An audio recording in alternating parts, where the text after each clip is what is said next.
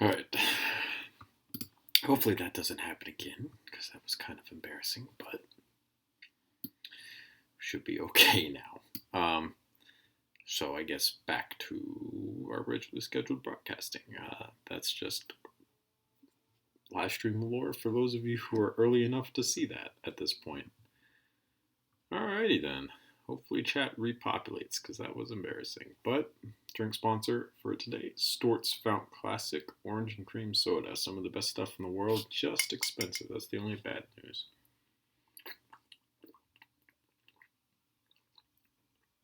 And they never last long enough. Like 12-ounce soda cans.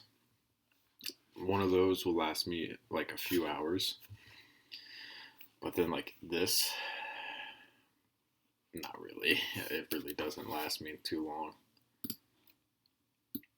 Alright, so this newer style handguard that we're working on, which has ended up way over here for some reason. You move that over. Is etched kind of like how a Galil's handguard is. Galil handguard.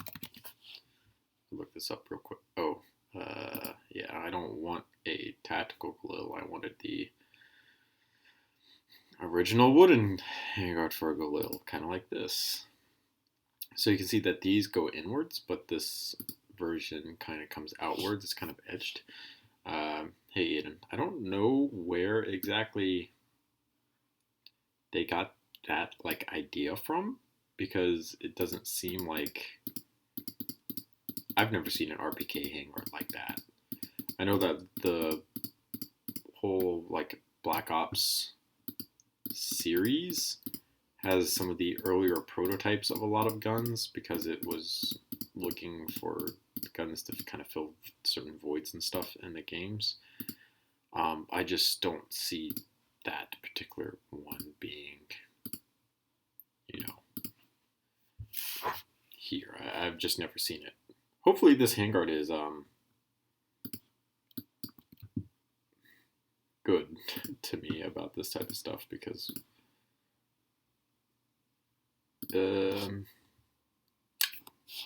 it's kind of a problem, but you can see that it kind of sticks out down here at the end just a little bit. So it is a problem, but it's not at the same time. But this is basically going to be the handguard, but repeated at this point. So it's not exactly like something incredibly difficult to do. It's literally going to be this.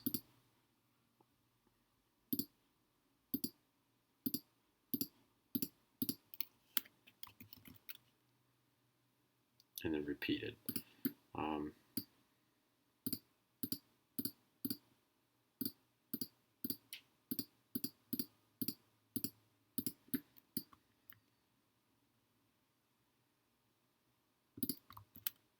So it ended up being something like that. And then it's kind of hard to see, but from this image, we can see that it's almost basically flat on bottom, from what I can tell. I haven't seen like a whole bunch of images where it's not just flat on bottom. And then obviously the Black Ops 3 images, not exactly helpful either. Ooh, this is a good one. So you can see that it's kind of edged like we're doing here. And then edged here as well. And then that's the rear sight that I need an image of. So that's actually helpful, because we're going to need that eventually. But you can see that there isn't, sorry for all that, by the way, I was just crossing my legs. It seems like there's it's just flat like on bottom, which is an interesting design choice, but it is to the game, so. Hey, no problem. Thanks for coming out and stopping by, man. Really appreciate it. So we're going to make it flat on bottom, but I think what we'll do is we'll make it flat on bottom at this particular level here. Because if we do that, we'll get one more of the kind of etched pieces in place, which is good.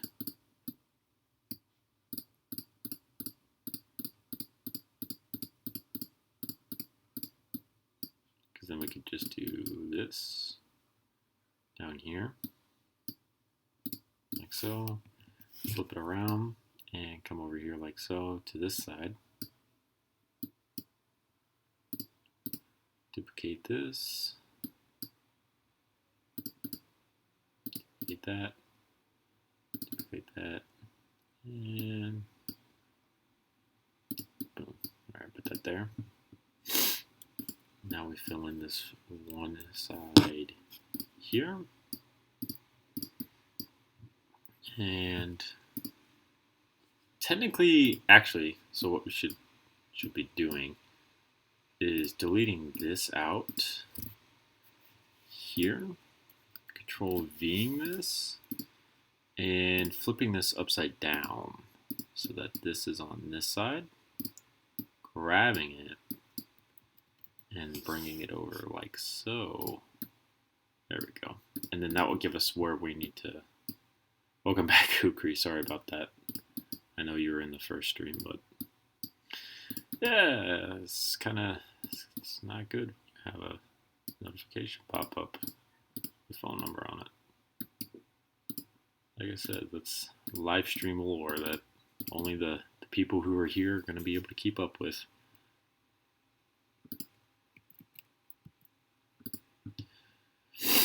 So we're back, and finally back at it again with another wonderful Lego build.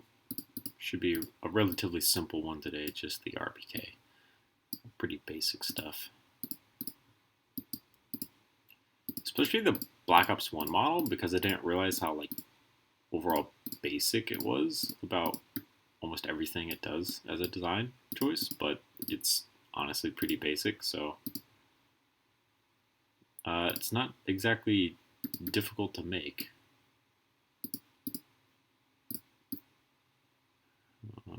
Yeah, we'll hide that out, and then, ooh, that's the hide button.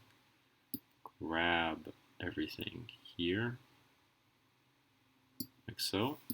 Duplicate it, bring it out over here, and then just delete what we had behind us out of the way, like so.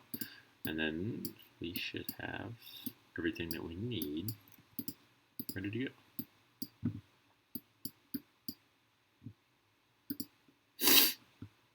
Which part?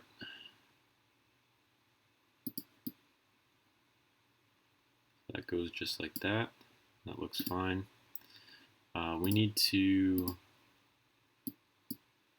I hate this. I hate every bit of this stupid system. Why my mouse, for some reason, just double clicks on parts randomly. I have no idea, and I hate it with burning passion. That there, put that there, place that there, place this here. Yeah, it's a nice looking RPK. RPK is one of my favorite light machine guns, like all time. I don't know why, it just looks so good.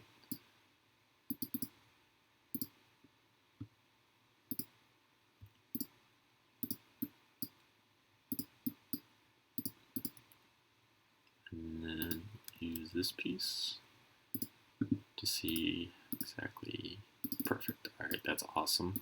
Glad that that worked out. And then we'll put a 4, followed by just a flat on top, like so, and like so. And that right there is basically the handguard done for this RPK. There's also, I had this image. You can see here as well that it's basically just edged exactly like that. There is a couple barrel details in here that I didn't know the RPK had, because you can't really see it from here. Because there's a little barrel edges on there, so we can actually do that. Hey Zen, thanks for stopping by and saying hi, man. Enjoy whatever you're gonna do today. Hey, Sun God. So for those barrel details, that's pretty simple stuff to do. It's not exactly, incredibly difficult. We just have to come out of the barrel to a point to about here, and then turn into just Technic, and then find a thin circle to do what we need it to do. Would this work? No, get out of here. Leave now. Just go. Just leave.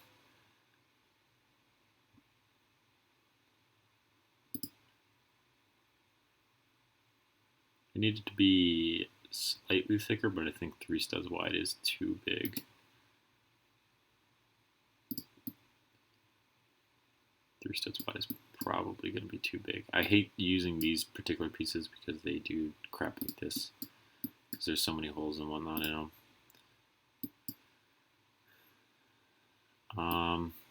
Let's just, this piece is also 3 studs wide, so we could use this. I think the problem is once you get 2 of them stacked on top of one another, they're kind of extra big. But from any angle other than this one, that would be perfectly fine. So let's actually go with this one as a design. And just keep in mind that any other angle except dead on, it's going to look wrong.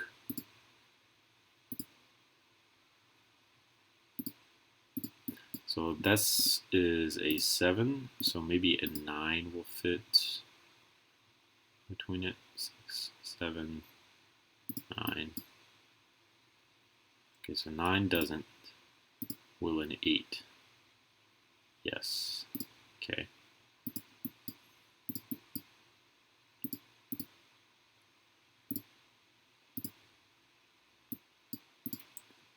And then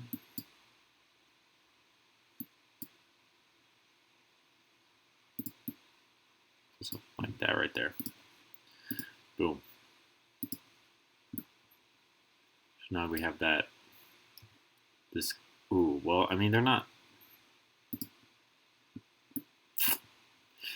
spaced like that. So if it's going to be spaced like that, then something that we could do is using like these. Well, let's use this one.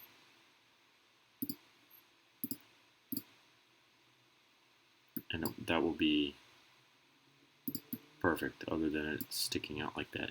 Can't they? I swear, these pieces should be able to touch all the way. Is it this one that can touch all the way?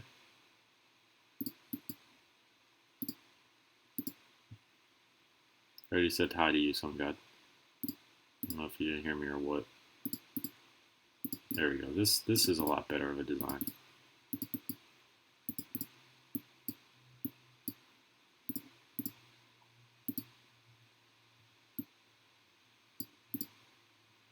Boom. All right, perfect.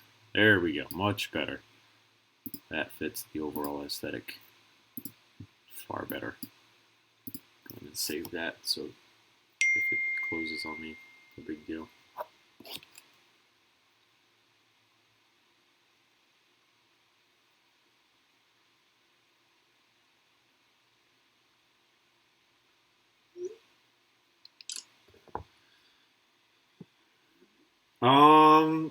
I've been seeing them all in my feed, but I haven't been like keeping up with what they're doing. So I know that one of them was a woman, one of them was a man, and I saw like their reveal trailer where the woman's in fucking space. Like, don't get me wrong, Rainbow Six Siege definitely takes a lot of creative liberties when it comes to the like type of technologies and stuff that they're using, but I think we should have stayed away from space. And the only reason I say that is because now that they've teased that there's some type of, I guess, space station or something in space, me personally, as a player, I would expect that to be a map. imagine having zero gravity combat in Rainbow Six Siege, and how that would change the game like entirely. Like that particular map would be way different from anything else. There was a game coming out, zero gravity FPS. What game was this? Boundary. Yeah. Boundary is that first-person shooter game that I was talking about, like where it would, be different. I haven't seen the gameplay trailer. For the sake of not getting copyrighted, I will look it up on my iPhone. What am I doing? YouTube. Rainbow Six Siege gameplay reveal. Operation Void Edge. Of course, the hard part's going to be finding it. We just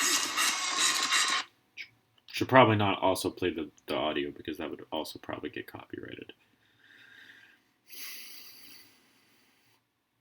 Give me a second. Oh. Wow, okay, so Ubisoft North America doesn't happen. Let's just Ubisoft. Look up their main channel. Is North America. Okay, well, that's not, it doesn't have what I need on it.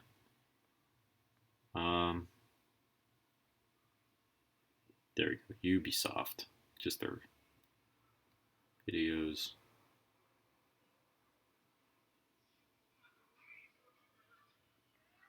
Yeah, I don't see the Void Edge op gameplay.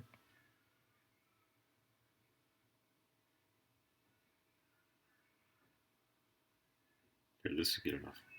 I'll go with this second party video. Should get the point across.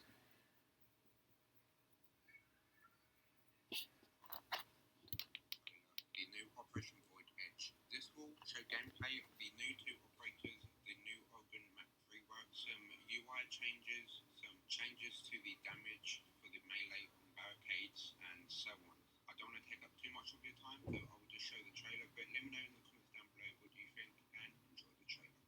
It's coming to Rainbow Six Siege, an Operation Void Edge, and his name is Oryx. He's a defender, and in addition to crashing through soft walls and sturdy Frenchmen, he can also perform other feats of athletic prowess. Then there's the new attacker, Yana. Don't be alarmed if you shoot her and she disappears. That's just her hologram that looks, moves, and sounds exactly like her. Okay, maybe that's a little alarming. Here's the rundown on the new operators and their gadgets, and a look at what they can do on the newly renovated Oregon map. Let's start with the new Jordanian defender, Oryx, because of the smashing. This is powered by his Rima Dash ability, a quick sprint that lets him move faster than any other operator. With it, he can knock attackers to the ground, including Montaigne and other shield bearers. He can also smash through barricades and unreinforced walls. Keep in mind that while barricades are a breeze, he does take some damage when crashing through a wall, so don't get too smash happy without a friendly dock nearby, unless you want to end up losing a 1v1 to wood paneling. Oryx's dash runs on charges.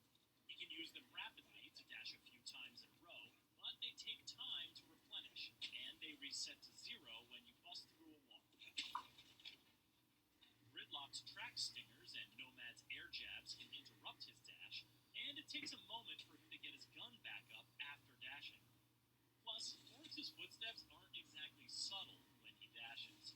His ability is more about speed and strength. And he's got one more trick up his complete lack of sleeves.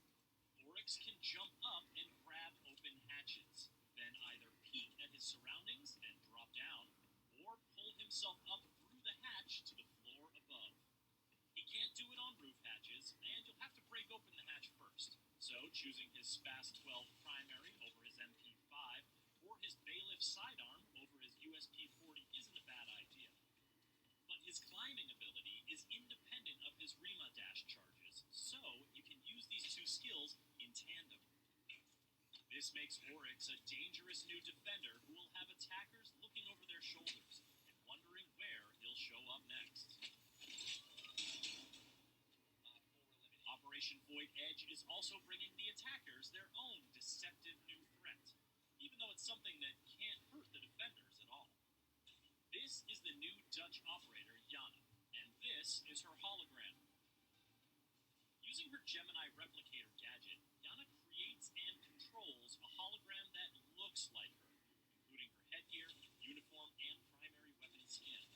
Moves like her, with the exception of rappelling or climbing ladders, and sounds like her. While it can't deal damage to enemies or physical objects, it can have serious effects on the defender's survivability. In addition to scouting traps, but not triggering them, Yana can make defenders think she is breathing down their necks, and bait them into throwing their C4, or dupe Smoke or Goyo into triggering their gadgets prematurely. After all, when a defender sees the hologram peek around a corner, or hears it in a hallway, how are they to know it's not the very real and very dangerous Yana? Convincing as it is, the hologram is fragile. One bullet will destroy it, as will electricity or mute jammers. Maestro's evil eyes can zap it as well, and they can detect it's a hologram by the telltale lack of warm body glow. Shooting Yana's hologram does not result in a location ping, as with Alibi's Prisma holograms, and it can't ping locations, scan enemies, or see Vigil when he's using his cloaking device. Plus, Yana can't move while her hologram is active, so defenders are temporarily safe from her ARX-200 or G36C primary weapon, or her MK1 9mm sidearm. But she doesn't just have one hologram. The cooldown period is longer if it's destroyed than if she deactivates it, but her hologram will always recharge. Whether she's using it to run solo misdirection plays, or conspiring with teammates in a coordinated push, Yana's deceptions can have deadly consequences. There used to be an exterior door here, on the dining hall bomb site on the Oryx. That's everything I need to know there. Oryx, definitely one of the more like game-changing operators out there. The more verticality that they add to the game itself in terms of being able to go back up hatches, the overall better for the amount of dynamics going on, right? So that is really neat. That Dutch girl, not really. My problem with the Dutch girl is you are basically there to deceive everything. Like, you're very clearly designed to be baiting people into throwing C4 and whatnot, and you get the unlimited use of that, which is definitely helpful for being able to bait people into throwing C4 and whatnot at you. My problem is I just don't think her utilitarian nature is there over everything else. Yeah, I can't say it. Like, me personally, I want to try to say Lanya, but I know it's not that, so I want to call her Dutch girl from now. I wish she had more utilitarian factors to her other than just being able to go invisible, basically. I think my problem with her is that why would you choose her over, let's say, she's an attacker. Why not choose someone Ash, Thermite, EMP guy, Thatcher, Habanya, and then, like a wild card pick at that point. All of them seem like they would be better suited to being chosen, as opposed to you spending a pick on her. Because it just seems like, I don't want to say she's useless, it's just that she doesn't have the utilitarianism that other operators have in the game, which is a problem. You need to have some usefulness in order to get... Oh, Yana. Okay, alright, thank you. That's helpful. Thank you. I really do. That is honestly really helpful, so thank you. I just don't feel like she's going to be used all too much in the game itself, because she just isn't that useful compared to other operators. Why aren't you... What the heck?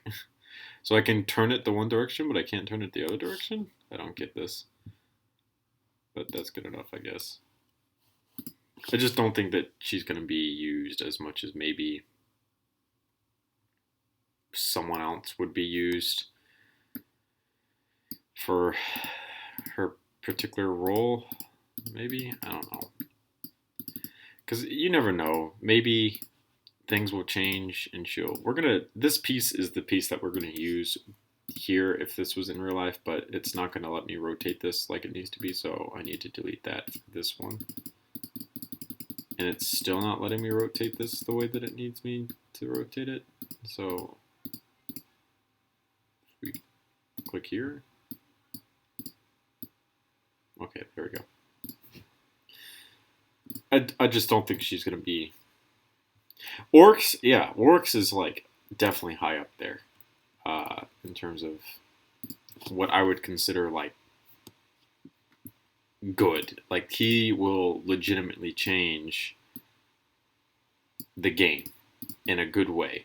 Because I've talked about this before. How many times does an operator come to Siege whose ability or loadout is basically useless?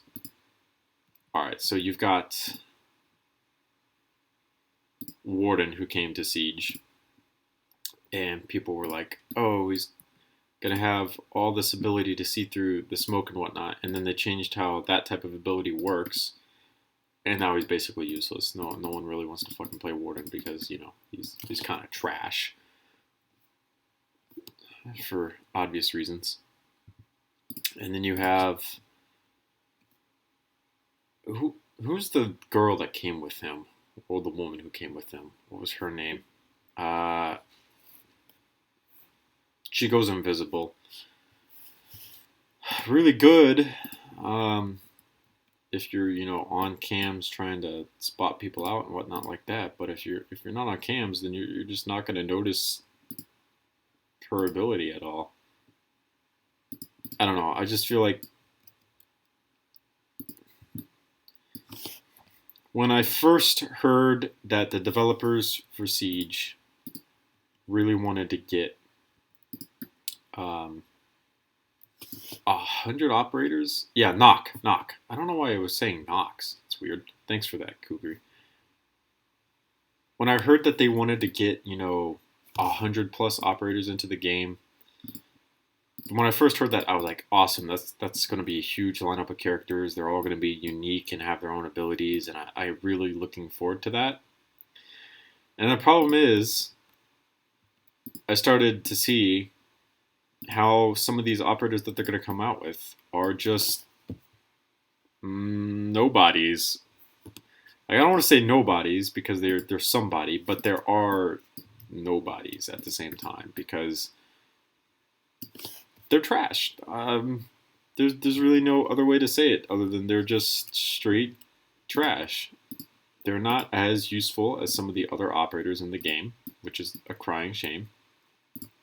Some of the base operators are frankly better than them, which isn't good because that means why get anything other than the base operators? If the base operators are, you know, the good ones in the game, I might as well just get them instead of trying to go for the DLC ones. And then I think the only saving grace that I really considered for a lot of the operators was having new weapons come into the game. And then, as you just saw, all their weapons are already in the game. So why would I play that if there are new weapons already in the game? That's garbage to me. I don't want to play with the same guns in this game's life cycle. I would really appreciate to be able to play with other guns, newer guns that were added in, because it used to be I really enjoyed going through and seeing what new guns were going to be added into the game, and then they kind of stopped adding new guns into the game. They went to just reusing the same guns, which is a crying shame. So I would really like for this to like slope back in on itself, because you can see in this image here that this is like, it sticks out a little bit, but then it comes back in, and I would really love to show that, but I don't particularly. Ooh, wait. What if we did something like this? Sticks out too far. Okay, that sucks. I didn't think it was that wide, but it is.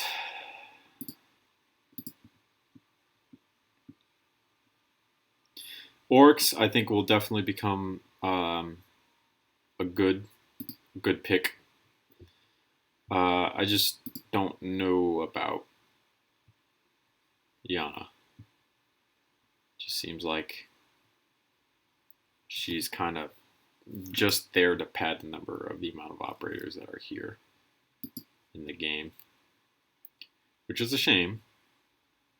So I'd really like for each and every operator to, you know, be used and all valid choices and good, but I don't know. It bothers me that she's literally an alibi, but on the attacking team. But when you shoot her hologram, you don't get pinged.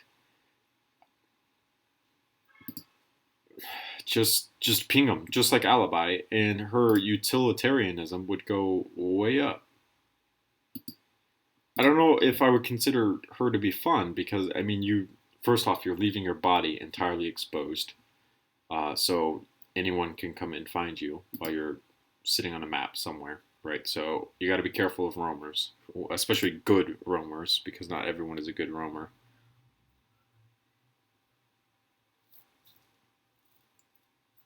You could do that, but some people are probably still going to destroy your thing. But screw you. I was about to say something else about her. Alibi, you know, you can just throw your gadgets on the ground, facing whatever direction you want, and then walk away, and not have to worry about getting shot in the face or anything, because you're no longer standing beside where those gadgets are. You're moved down the line, which is utilitarian. That's good. That means you're less likely of being shot in the stupid face. I want to say maybe looking at an enemy, it pings her like a drone, because I think that's just, that might be a little too much.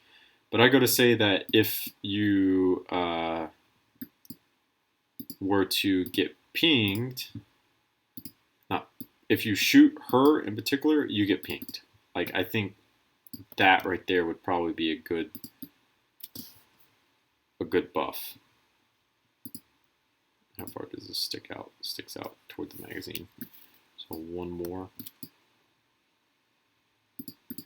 Like, that just makes sense to me, that if you, in particular, shoot her hologram, which is almost the like same exact technology that's used by Alibi, that you should get pinged, right? I think that would be perfectly fine, because then you have that weird back and forth conversation in your own head where you're like, crap, is this the actual person that I need to shoot, or is this the hologram, and should I save my ammunition and not shoot them? And then, of course, it always turns out to be the real person, and then you end up dying because they shot you in the face. That's the type of gameplay that Alibi has, that Yana needs to kind of bring up her utilitarianism so that she's actually useful instead of being garbage. Because right now she's just straight garbage. It's just how it is. She's just garbage. And then she got, which 2 guns did she got? She got the G36, which is a mediocre weapon. And then the ARX 200, I think, which is okay. But think about how much more utilitarianism Alibi's pinging has versus the unlimited holograms, right? Because as long as you don't destroy the base for Alibi's hologram, hers stays up.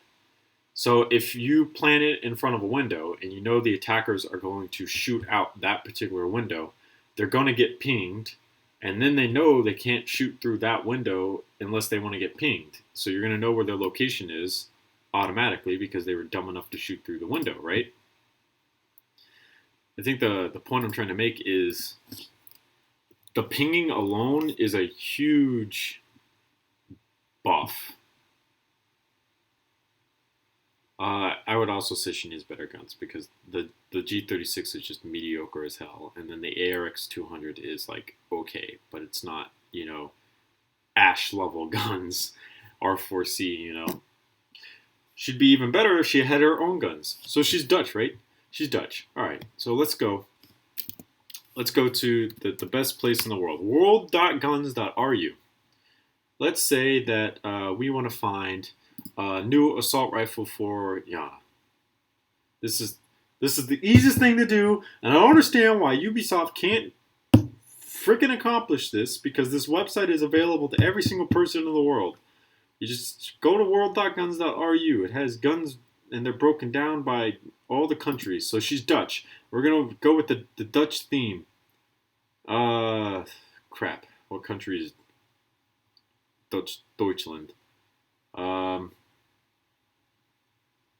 Well, crap. Well, there goes my argument, because there's no freaking Dutch assault rifles. Where are the Dutch from? This is embarrassing, because I can't figure out where the fucking Dutch from. Netherlands. All right, there we go. All right, now I know. Netherlands. All right, let's find Netherlands on our little wonderful map here. Congratulations, the Netherlands also don't have any assault rifles. All right, well, just because she's an attacker doesn't mean that she needs an assault rifle. Maybe they have a submachine gun.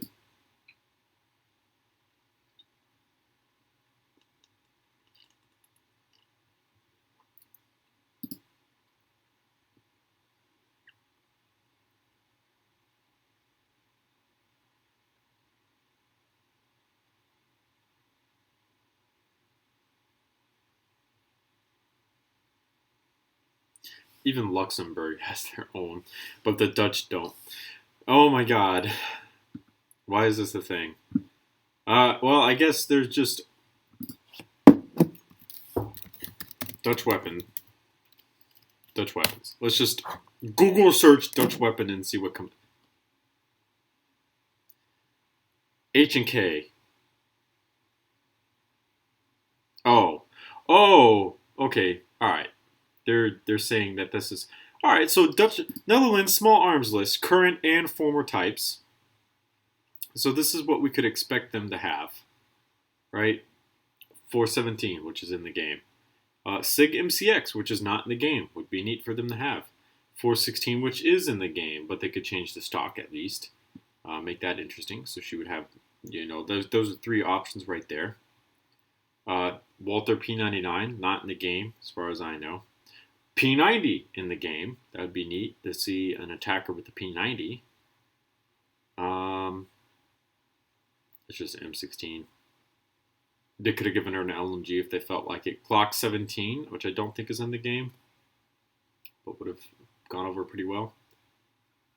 Wow, underwater pistol. That would have been really interesting. 590's in the game. They could have given her that. MP5's in the game. They could have given her that. I know she's an attacker, but we've seen attackers with submachine guns. So the Netherlands definitely have weapons that are in the game. I'm just dumb. M16 would be cool, having a burst fire weapon. How many burst fire weapons are in the game? None. I don't think there's any burst fire weapons in the game, are there? Like, you could change the selector to burst if you felt like it. But she doesn't have any. Like, what I'm trying to say is there are no strictly burst fire weapons in the game, because M16 a 2 or 3, I don't even know. I'm too tired at this point to really get it. Is strictly burst fire. That's what I thought. No burst fire only. So if you went for like a strictly burst fire weapon and made it like a 1 burst potential, that would be really good, because then that kind of gives her something that's unique. Like, she could 1 burst people, but you would have to be accurate as shit with all 3 rounds, and then that's how you could differentiate your operator. So she could 1-shot people, 1 burst people, but you had to hit all 3 rounds with it, right? That's great for what you need to do. You just have to make sure that you're accurate as hell when you do it. So this rear sight looks pretty easy. I'm a little less concerned about trying to get these tools in here, but we'll see how things go in order for us to do that. I think we'll just kind of build it off of this right here. I would be fine with that. And then have some type of lore where it was like a battlefield pickup from something that she was doing somewhere, somehow. I don't know. Have some type of lore behind why she can only use that. But she's really attached to that gun and using iron sights, and be fine with that. Because the M16 iron sights are perfectly usable for that type of scenario, in my humble opinion.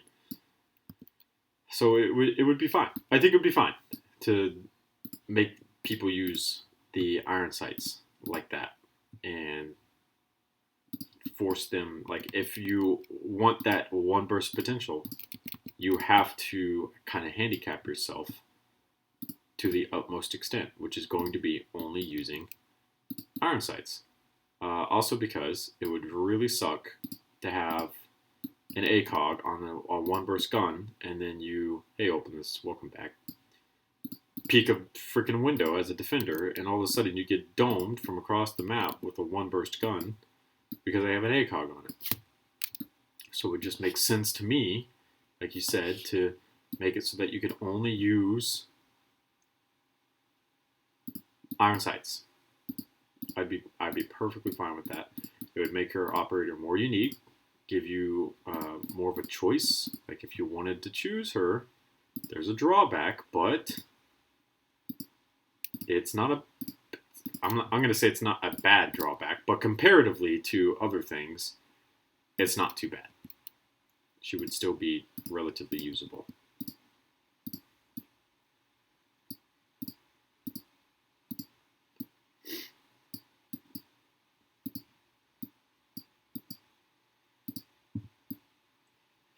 Welcome back, Optimist. Like I said, sorry for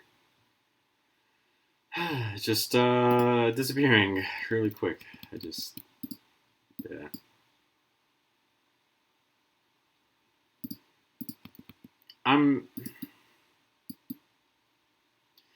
It's sad because I'm getting to the point now where Rainbow Six Siege took creative liberties that I found to be kind of no big deal. Like, okay, operators are able to carry around, like, you know,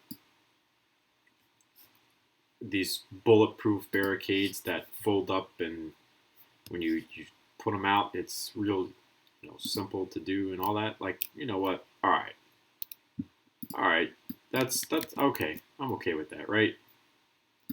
And then all of a sudden, we're getting kind of away from what we need to be. There's some realism still left in the game, and I could kind of buy some of the more lore-oriented things, like being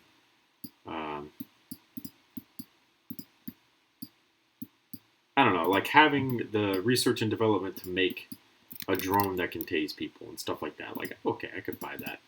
But now we're getting to the point now where I'm just like, all right, well, clearly we are kind of ignoring the grassroots of where everything came from. The semi-realistic grounded shooter simulator that were the old Rainbow Six games. And now we're going full-blown screw it mode, and we're going to attempt to just shit on that legacy, basically. That's probably the kindest way I can say that, and not, you know, get berated by someone. Just feels like more and more they, I don't know, just hate where Rainbow Six Siege came from originally and want to kind of go a different direction. Like there was a different audience that came into this game, and because of that different audience, they're changing how the game is responding to that. Because the audience that came into this game, arguably, I would say, came from the more tactical side of Call of Duty or Battlefield. Not a bad thing. But because the demographic for the game has changed to that, in particular, Ubisoft felt as if they too needed to now change the game to kind of fit that demographic a little bit more. And that might be why we're seeing a lot of the kind of more crazy shit in the game. For lack of a better way to say that, because that's really the only way I could say that. Not facts, just my opinion. So if you don't feel like agreeing with that, you don't have to, because it's just my opinion.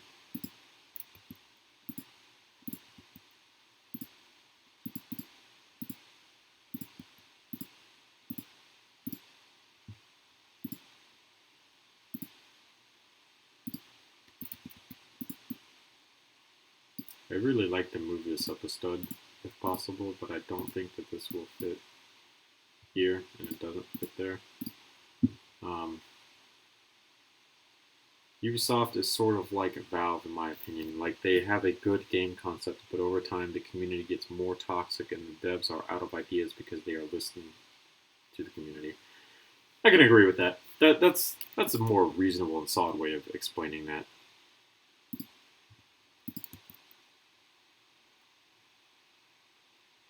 It's impossible to make everyone happy, and it feels like they're trying to make everyone happy, and they're failing. Because they can't make everyone happy. So yeah, I would agree with that.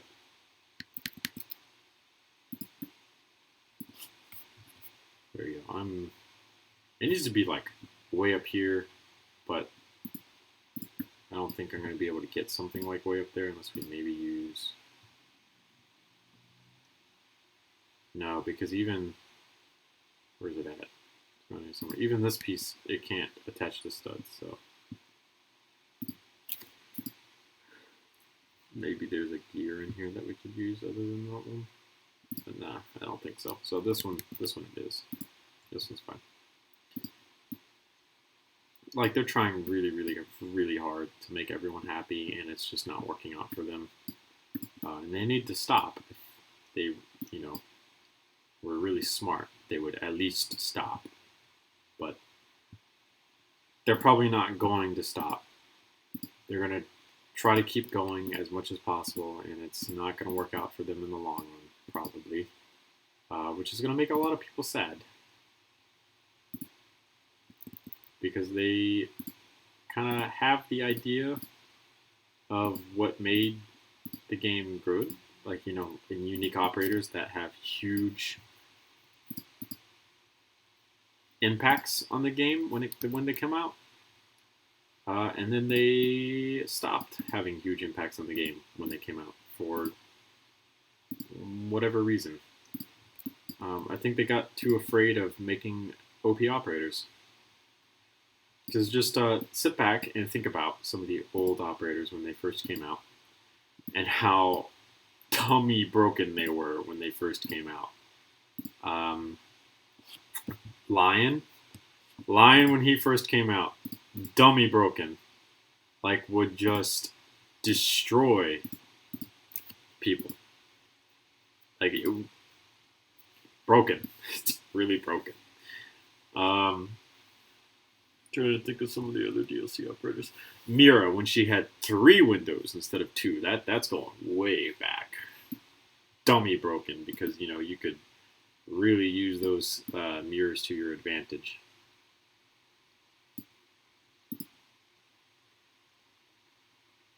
Boom. I should just look up it. I mean, I could just turn the Xbox on. Yeah, I could actually. I have controllers right here. I can do that, and then I can turn the TV on because there's a thing, and then we could just look at it. Ella! How did I forget Ella of all people? 50 round magazine, low recoil weapon, high fire rate weapon, 3-speed operator. Dominated for ages. Literally, like, ages was able to dominate.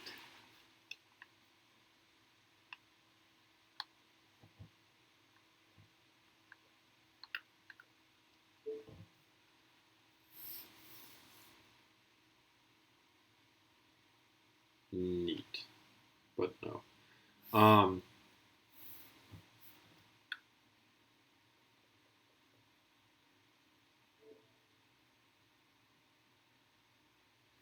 Who else? Ella, Lion, Mira. Jackal wasn't really OP. So they didn't really have to nerf him. They kind of like reworked how he worked and whatnot. But the only reason I think they had to rework Jackals because of the Pro League, and because the Pro League guys were like destroying faces with him. Because it, you know, Pro League is always different when it comes to using operators.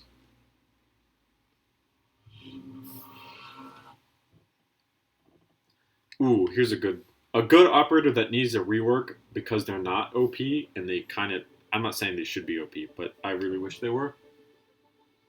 Oh, I'm still on Shifting Tides.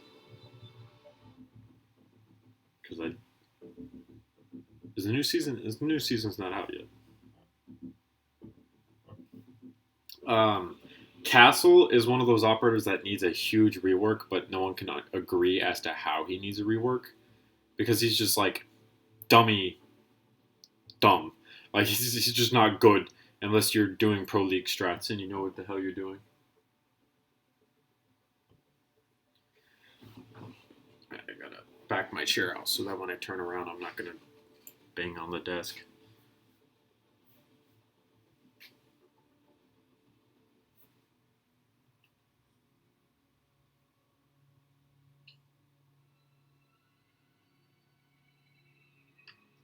Okay, so Buck. Ooh, good. I'm glad.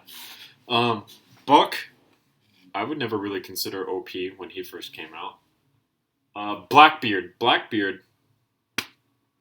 definitely broken when he first came out because his shield had like way too much health.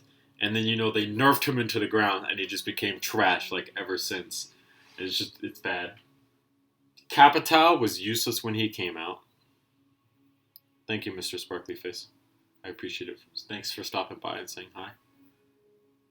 Habana, I really wouldn't consider broken when she first came out, but it became like you had Thermite, Habana, Ash, like all on the one team, and it became like miserable because every wall just got getting destroyed around you. Jackal really wasn't OP. Ying really wasn't OP. Zofia wasn't really OP. Dokkaebi was just annoying as hell, not really OP. She just straight annoying. Lion was OP. Finka might have been considered OP when she first came out. But I don't know. I don't know if she'd be... She was good. I don't know if she was OP, though. Maverick really wasn't OP when he came out. Nomad wasn't. Gridlock wasn't. Knock wasn't. And then I haven't been really here for Kali or Amaru, so I really don't know about them. I got them unlocked because I bought the season pass, but I never really played them, so I don't know. So, Amaru, what type of guns did she get? Okay, so she got 4 guns in the game that were already in the game, so that's another operator that didn't get anything new. What did Kali get? Okay, so she got her own straight pull bolt action custom built rifle with integrated multi-zoom scope. Chambered in 300 Winchester Magnum. Okay, that's neat. She got her own gun. That's great. That's her gadget, which is kind of okay. But then her 2 handguns are also in the game, so that's kind of dumb. I don't like that. Let's go over to defenders. Let's take a look at them real quick. Frost wasn't OP. Valkyrie. Legion was like, I don't want to say dummy broken, but he was really annoying for a long time. Ella was dummy broken for ages. I think she was broken for 6-7 months because they nerfed her weapons magazine down to like, I want to say 30, which was still a lot, or maybe even 40, which was still a lot. And then she was still 3-speed. Well, I think she's still 3-speed now. But they didn't touch the recoil at all. And then they touched the recoil. And then they touched... It's just broken. Vigil wasn't. Maestro wasn't. Alibi wasn't. Clash got broken, but she got broken because of exploits. So that just kind of doesn't count. Kaid, Mazi, Warden, Goyo, and Wamai. I haven't really been here for Goyo or Wamai, though Goyo is the only operator in the game that I have ever gotten an ace with, so... I already know his loadout. Nothing in his loadout is new to the game, which is an absolute crying shame. And then Wamai, whose loadout is also nothing new to the game. Though I could actually today make his loadout, I think. I'm not going to. Just FYI, I'm not going to. I still need to beat my GIGN operators. I'm already a couple in. So I've got a FAMAS. I've got the SGCQB. I've got a 417. I've got the P9. And I've got the LFP 586. So I could make Twitch's loadout. The problem is I'm probably not going to anytime soon. Though I guess we could technically make her operator box.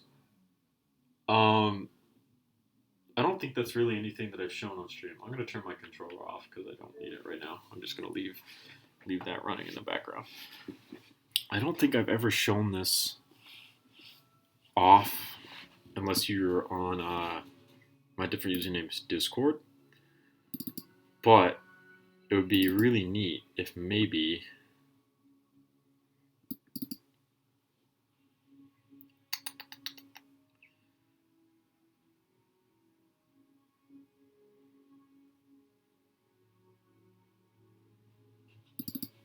I did something like this with hers.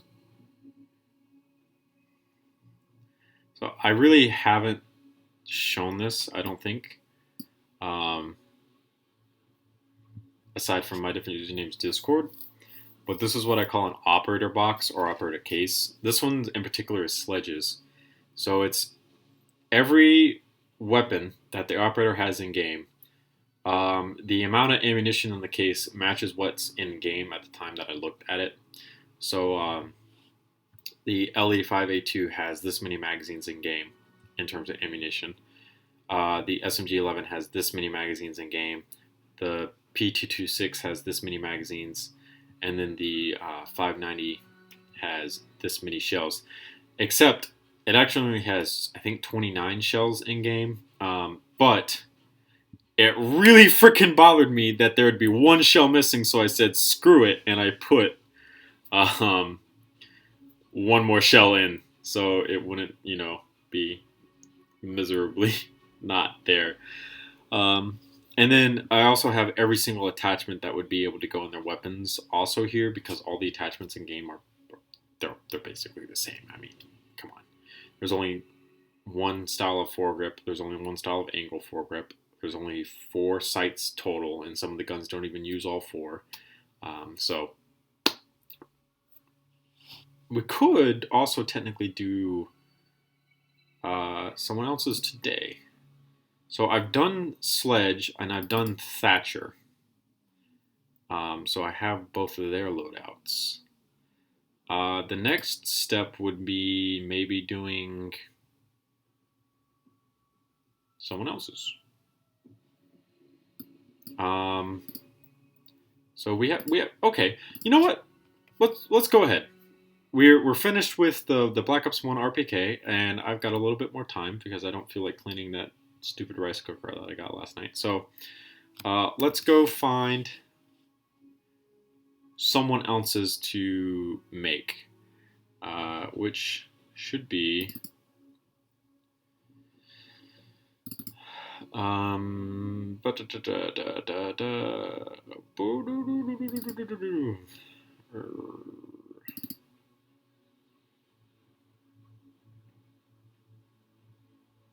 Mute or Smoke. So I kind of feel like doing Smokes, honestly. So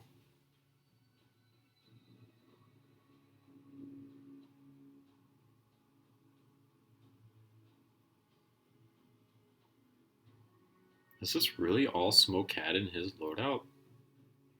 I need to redo my barbed wire, by the way. That definitely needs to be redone. All right.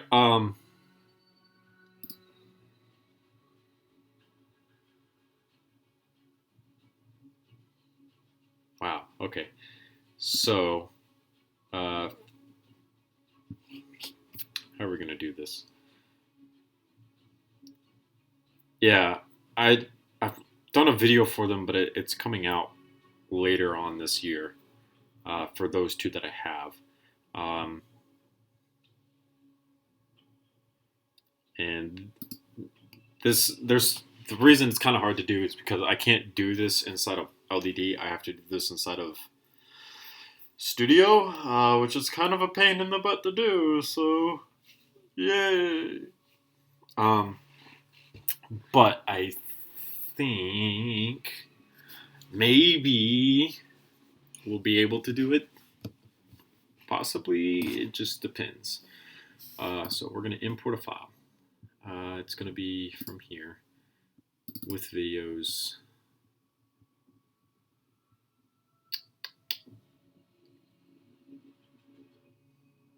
This one. And then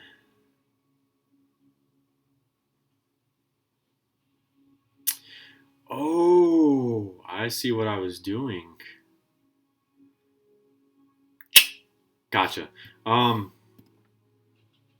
What's in? Why don't I just turn around and look? Huh, Philip? Why don't you just turn around? You got the game open behind you. You can just go over to Defenders. It's really easy. It's not hard. You just press the A button on Defenders, and you scroll over to the smoke. In fact, you don't even scroll at all because he's the first operator. You hit loadout, and then you see everything that he has. All right, so that means the 590A1, Pt.1, and SMG11 all need to be imported into this particular one. But I have another idea. So we're going to quit out of that. We're actually going to open LDD back up.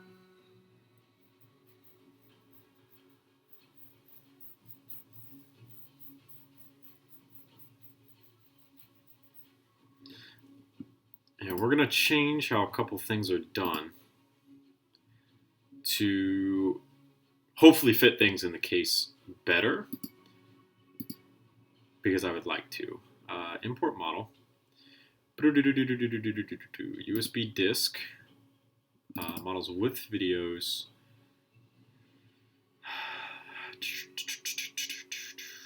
operator loadout boxes.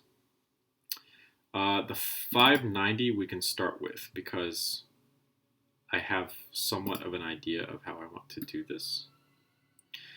Because this is the amount of shells that are going to be in the actual thing. So let's come up with a way to kind of display the shells like in a box. So let's come up with a color that complements. I should have another screen somewhere. Yeah. All right, let's open this with videos, operator boxes. Thank God that's right here. When we look at Sledge. This is metallic black, and a metallic blue I think would really complement that as a color. So if we work in metallic sand blue and design a box for these shells to fit inside of,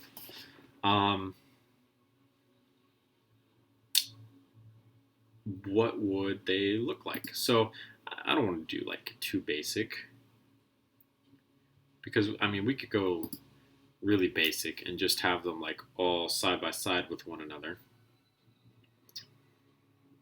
But I don't want to do like that basic. So what if we did,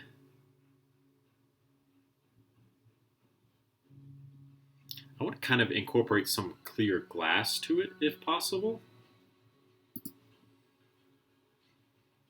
because I think it would look better.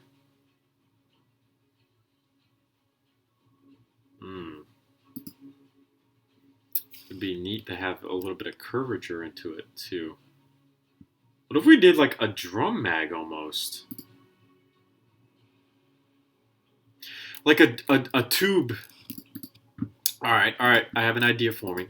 It's in my head. If we did something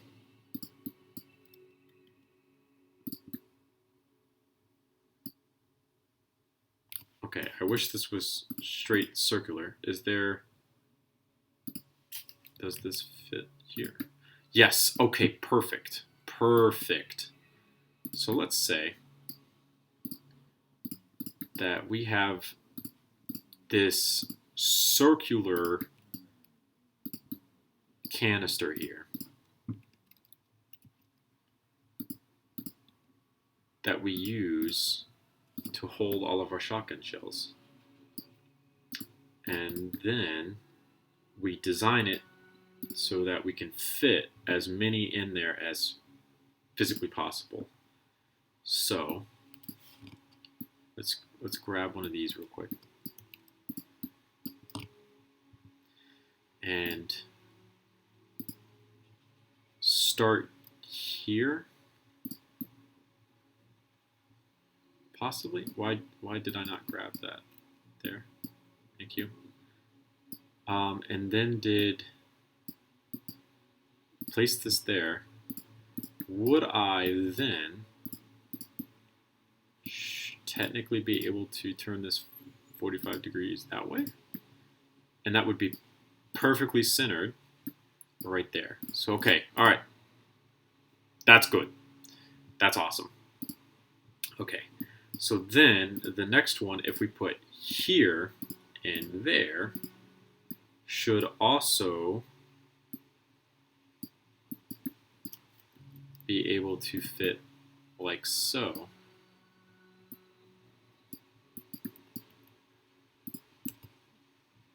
I just also realized like how perfect this is to this.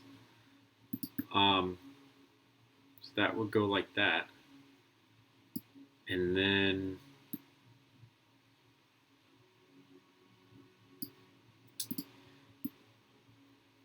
I want to leave the center free so that there's like a support detail there.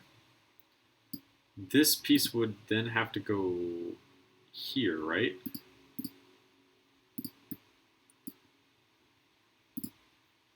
And that would give us that one turned a 45, and this one turned on a 45.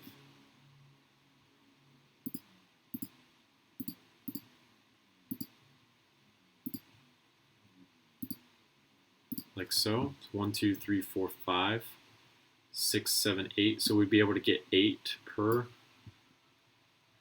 That doesn't divide into 30. Well, it'll be okay, I guess. But this would be like a can of shot. Ooh, I mean, if we could get 2 more in here, it would be 10, and we would have 3 jars of shotgun shells, which I'd be okay with, I think. This piece would go here.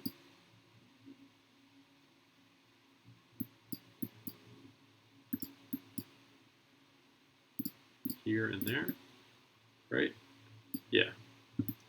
Okay, so then we could grab this here and place it there. And place it here. And I didn't turn those at all. I just left them where they were. Grab this and place it back here, like so. We're gonna have to actually move this one out of the way for now, so that we can grab this one and turn it into its proper position, because it's not gonna want to stay kind of where it was. So that could go there, and then this can go here, like so. Perfect. And now we would have to fit 2 more shotgun shells into this space here in order to accomplish our goals. So if we did maybe 1 here and turned it this way, and then 1 here and turned down that way, it might fit. So let's try that.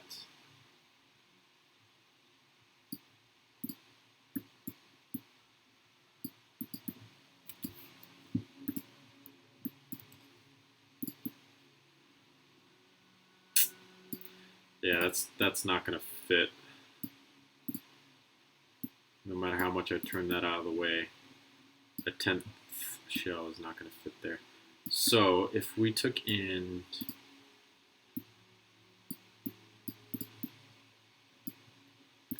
let's say we moved some of these on around.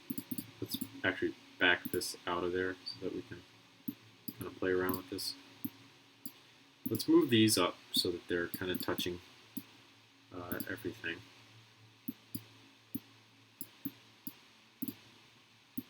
Like so. And then maybe turn this one downwards. I mean, not into the other one though, because I don't want any like major collision errors.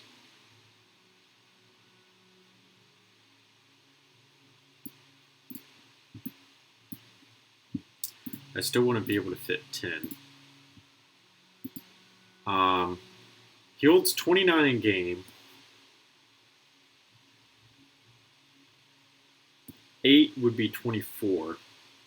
If we fit 9, it would be 27. So we would only be... So what we'll do is pretty simple. We'll just put the next one right here in the middle. So if we do 9, it'll be 27, and it's not going to be too far off. It will still be slightly off, but it's not going to be too bad. Ooh, wait a second. Wait a second.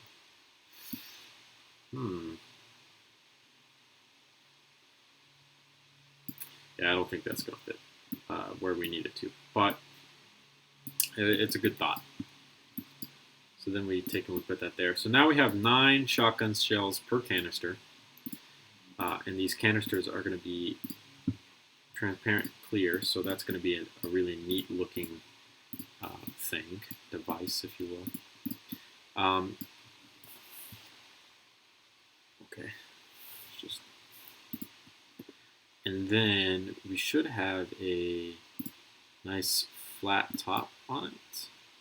That doesn't want to go in, of course, but we can fix that using these and that.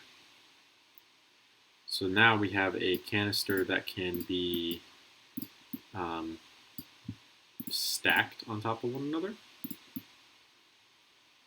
essentially.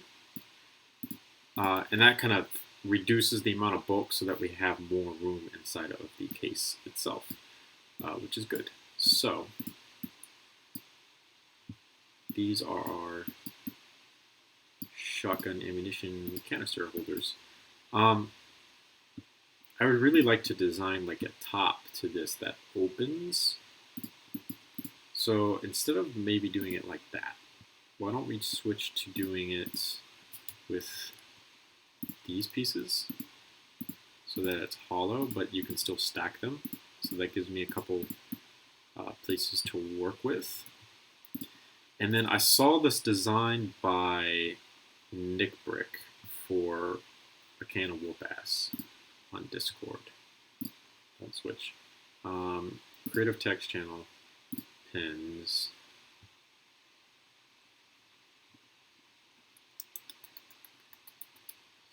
Let's see if we can find it. This.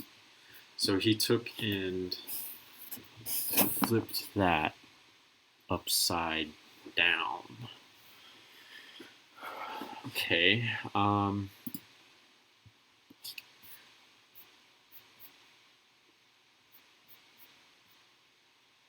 Okay, that's fine. I don't have the room to do that. So, yeah. What if we did...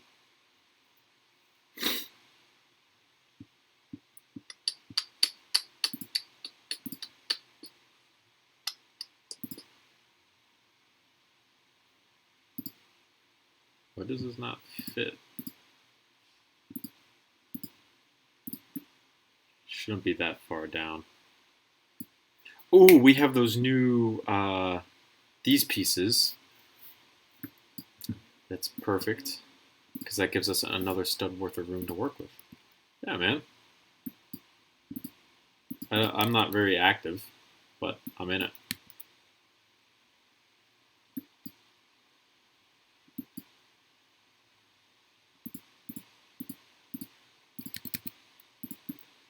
And that will give us one more stud worth of room to work with.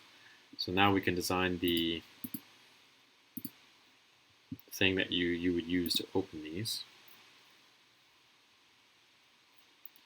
Which if we just, I gotta do something that's like flat, like perfectly flat.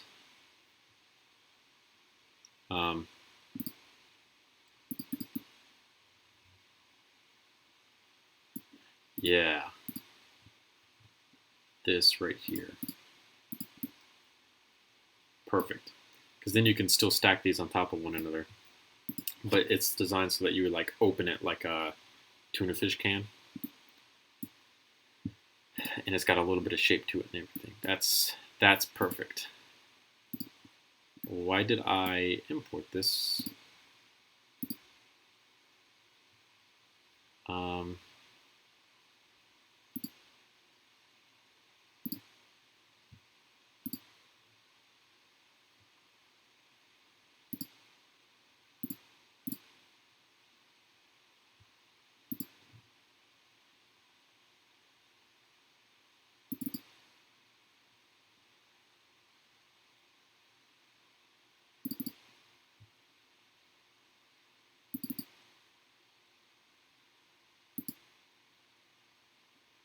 Yeah, we're going to replace it, so I don't have to type all that out. And then we're just going to make sure that there's 3 of these, just like so. All right, boom, perfect. All right, so that will solve some of the storage issues that we're having with the 590A1, because if we come over here, you can see that this takes up a lot of room, and now that we have those canisters, it doesn't take up a lot of room, which is good. So the, thank you, I appreciate it. Yeah, I guess I should turn the, I keep hitting my desk, I'm sorry, that's probably a lot of noise. Next thing that we're gonna do is SMG11 and the P226. Also need to be reworked, so SMG11 first we can do. So this is going to be like the same thing. We're going to work in a metallic sand blue, and I would love to have some type of glass to kind of show them off. This one, I'm thinking maybe we just go a little bit more basic with.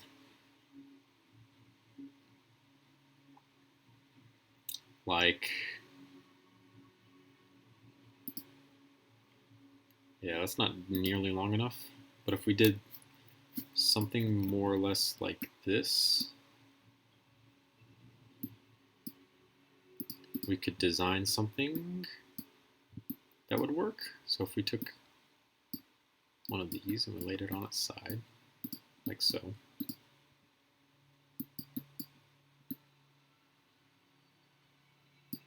And came like out from it and over it. And then we used, ooh, what if we use this wall element? How long is it? Not long enough for what we need it to do. Because we'd have to then do something in the middle.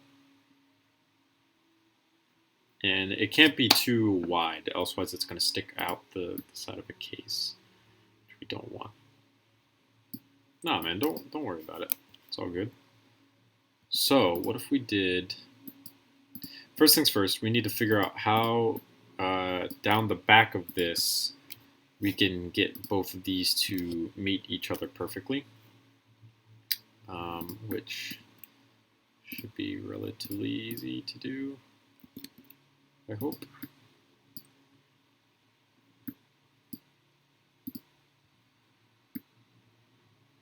And then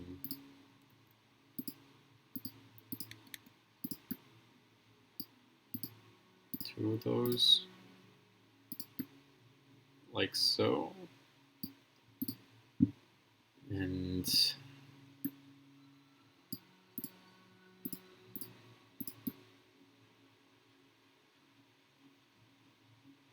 okay, if we do this, sticks out just a little bit. So if we do something along the lines of maybe this one instead.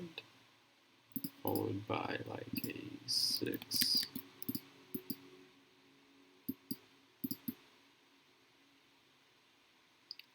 I think one more is probably going to be too much for this. Ooh, maybe not. Okay, maybe we're on the right track.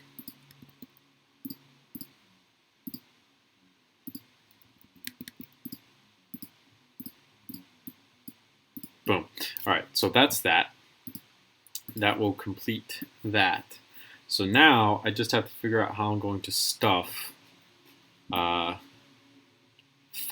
magazines into this amount of space. So I think the first thing that we need to do is take this and move it back a little bit.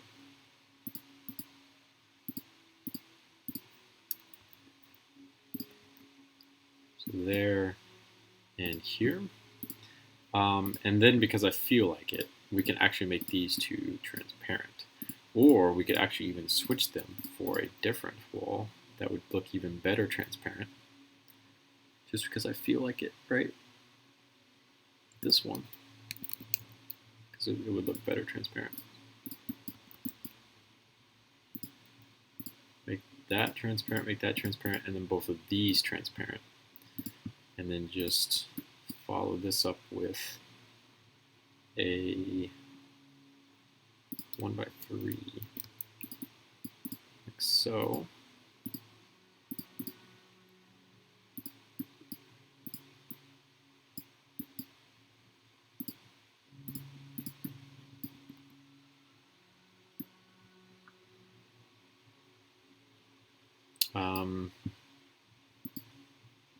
Yeah, that needs to be fixed.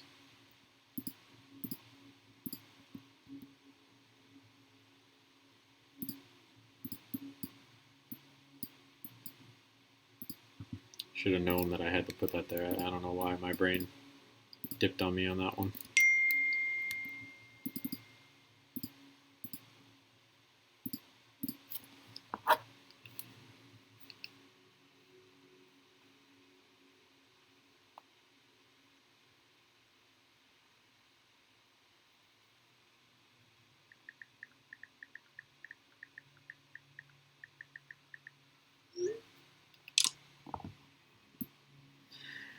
All right, so now, how do we fit 5 magazines inside of this particular one? Does a magazine even fit inside of this? It does. Okay. So, first things first, putting this like as close as we can to here.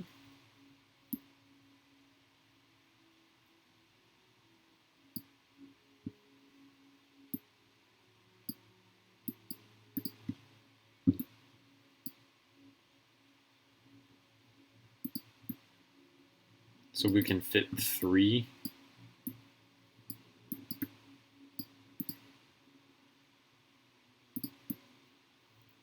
like so.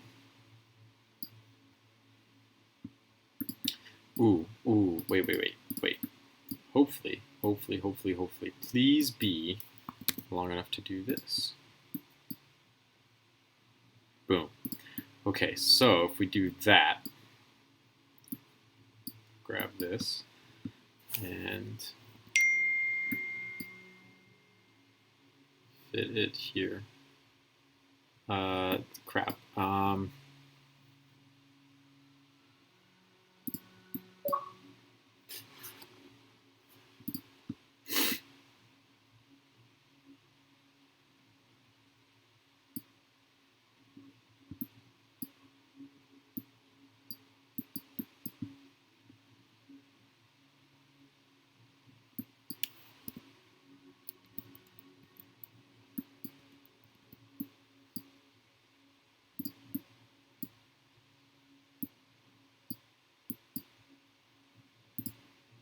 I have an idea. Don't worry.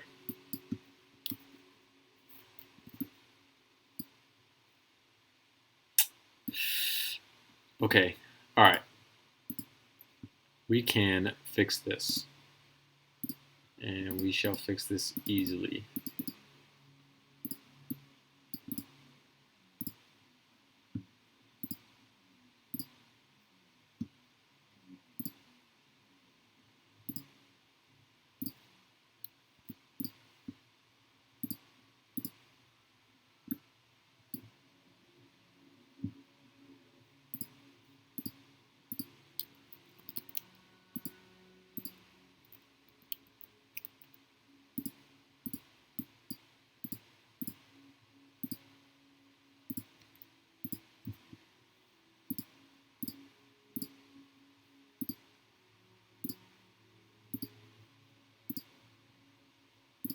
So now we can adjust this in very precise moments.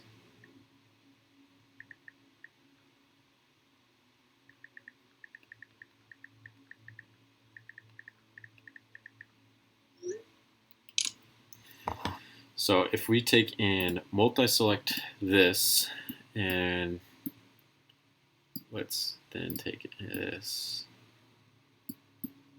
and slide it backwards until it stops here, we'll then be able to multi-select here and this once more, okay, if it would be so inclined, and slide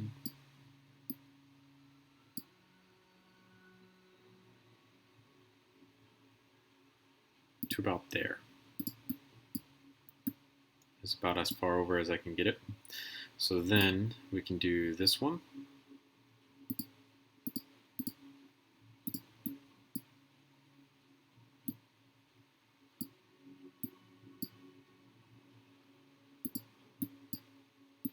Followed by this way to the side,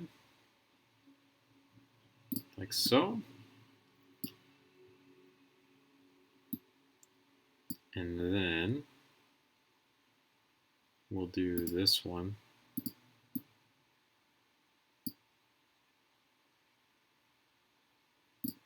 Slide it all the way back. Click on that, and slide it all the way down to about there. This one, we'll add a group for and place here, so it's relatively close. We don't have to adjust it as much. And slide it as far back as it will go.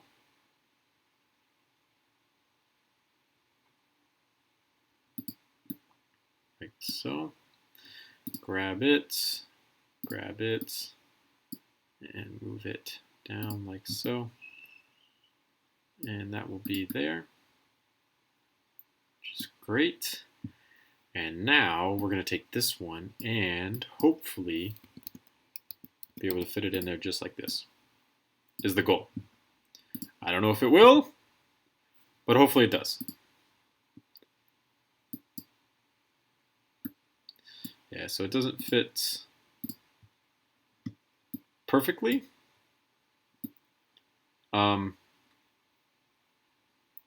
But hopefully it'll slide in there. Hopefully.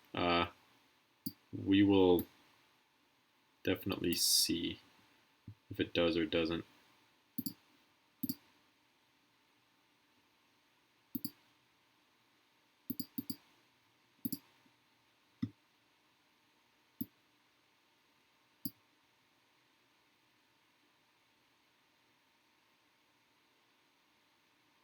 So that looks somewhat centered.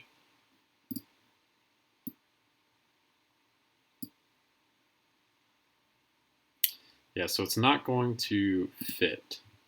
So what we can do is elevate it a little bit.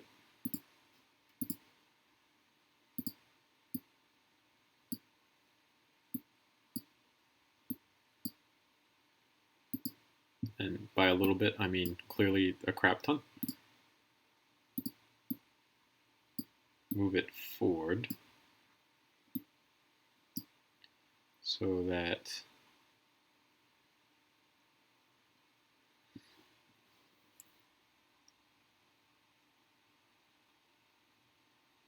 It is even with everything else from the looks of it. Grab it, grab this, and drag it down until there. Boom. So now we have 5 SMG 11 magazines stacked up inside of a box that we can open, hopefully.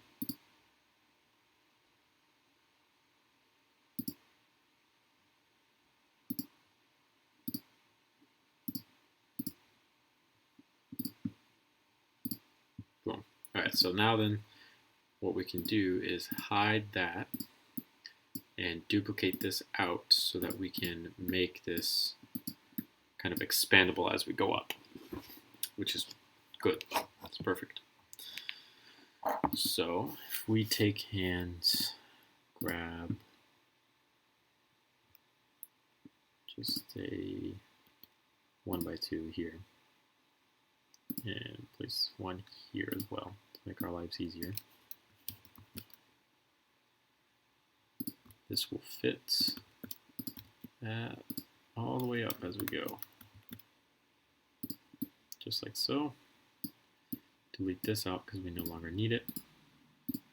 And now we have to figure out how exactly we're going to make a top and bottom for this, because I have no idea. For the sake of not ruining this, we're going to save this because I do not want to lose this right now. So then, a bottom, there's one magazine that's off just slightly, which really sucks. Oh boy, how did that happen? I have no idea. Great. Maybe that was the magazine that got pulled out of the gun, I'm not entirely sure. So we'll have to make this a 2-stud here. If we come over, yeah, we got plenty of room. Plenty of room. Like I said, well, I just have to make this 2 studs, and then do. Ooh, maybe there's one of these matches that curve. I've never really tried to find it. Put this here. So we'll fill in the gaps as we need to later.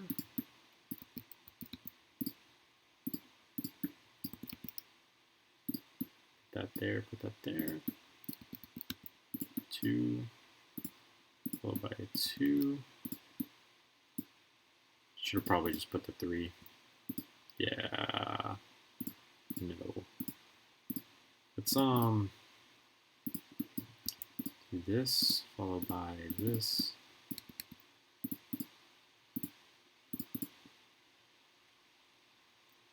Maybe one of these will fit. Not that one.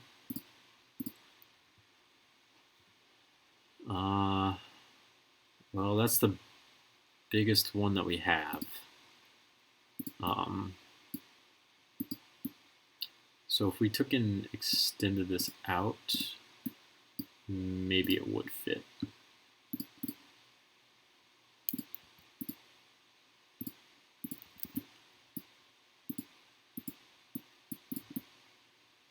There we go. All right, so that curve does actually match, which is very good, because it'll give it a nice clean look.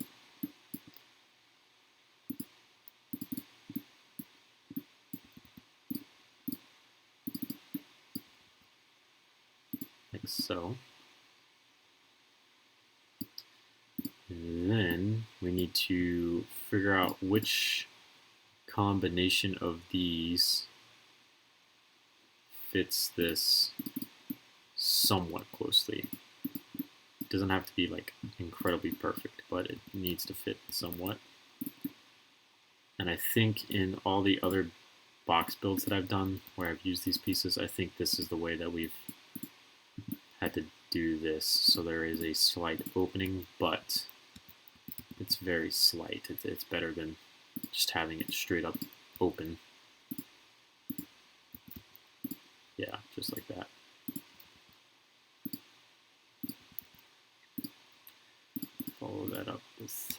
slope. It's there to let the humidity out of the box. That's the reason there's a hole there.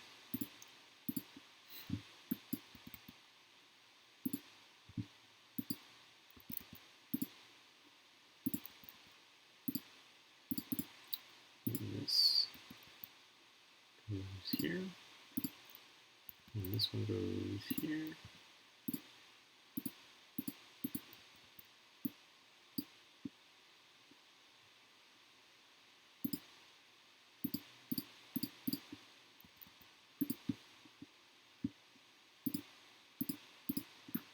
So, like so.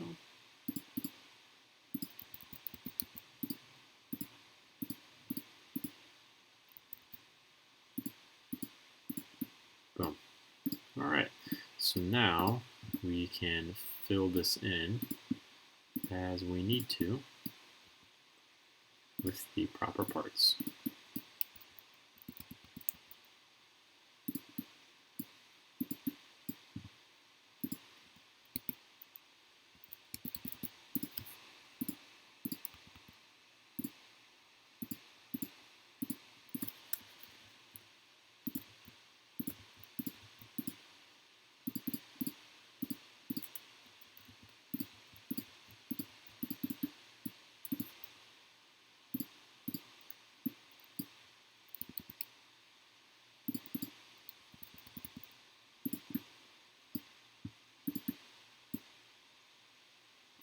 Yeah, that's it's not gonna fit perfectly, but that's okay, because at the very least, this is on bottom and it's not gonna be seen. Of course, though, this need to be done here.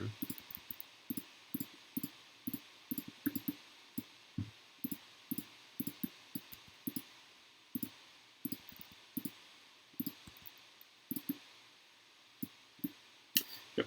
All right, well, that's good enough for what we're doing, to be completely honest. And now we need to do a top. And honestly, for a top, I'm thinking about literally just copying and pasting the bottom, because I think that would be the easiest thing to do.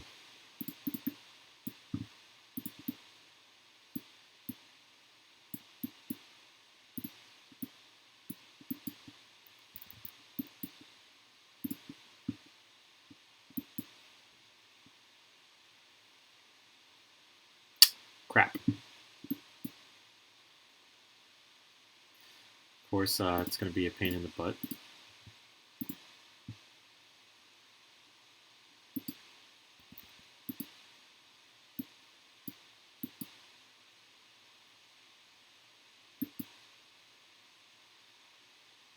It literally goes on. I know it goes on. I just saw it. Thank you. So now we take and move this down and move this down, like so.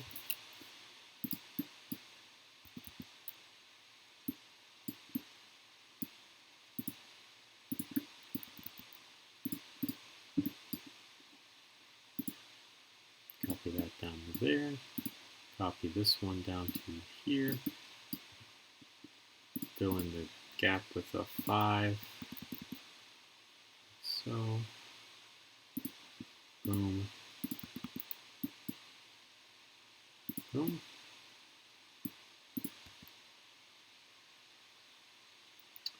And then for this one, should do something similar to this. Then we technically don't need that, but I'm going to leave that.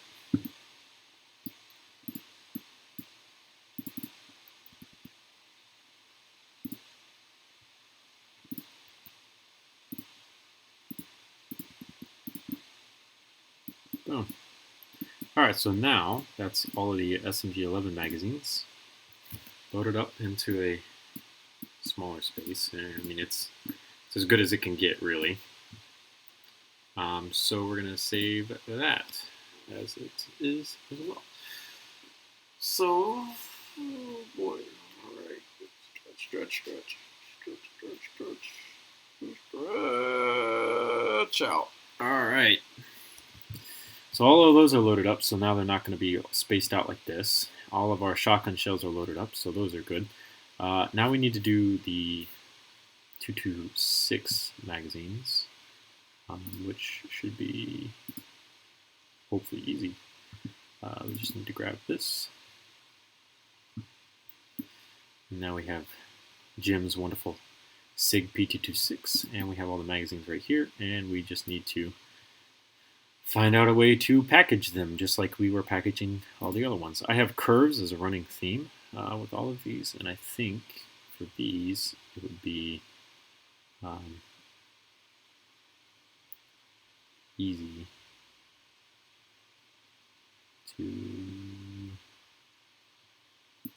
I mean, this wouldn't be too bad of a part to use, but we could always just make the edges curved like this. Okay, so how is that 5 tall?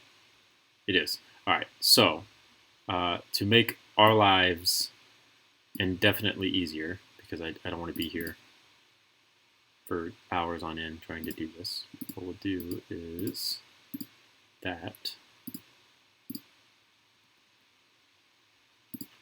followed by this.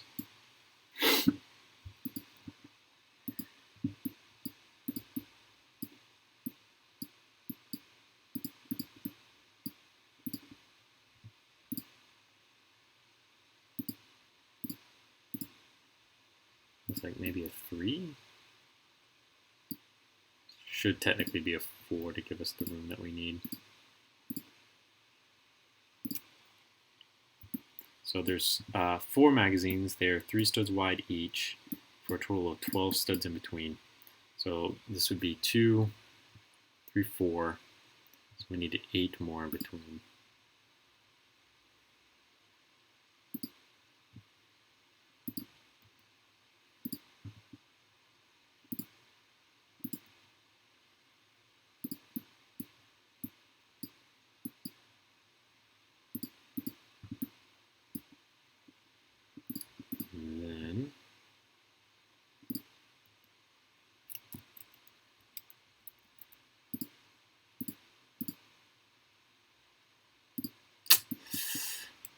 Does this have 2 and 2? So instead of that, why don't we just do a 2 here, a 2 there, and then the better 5. This one right there.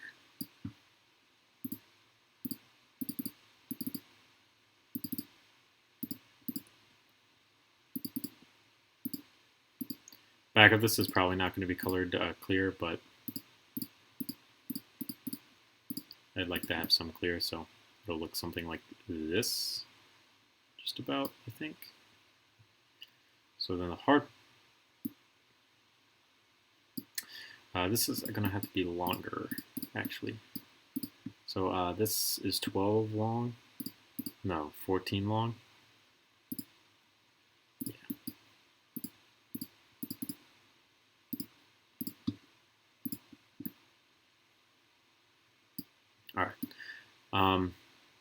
So then the hard part becomes figuring out a way to fit all of these in there.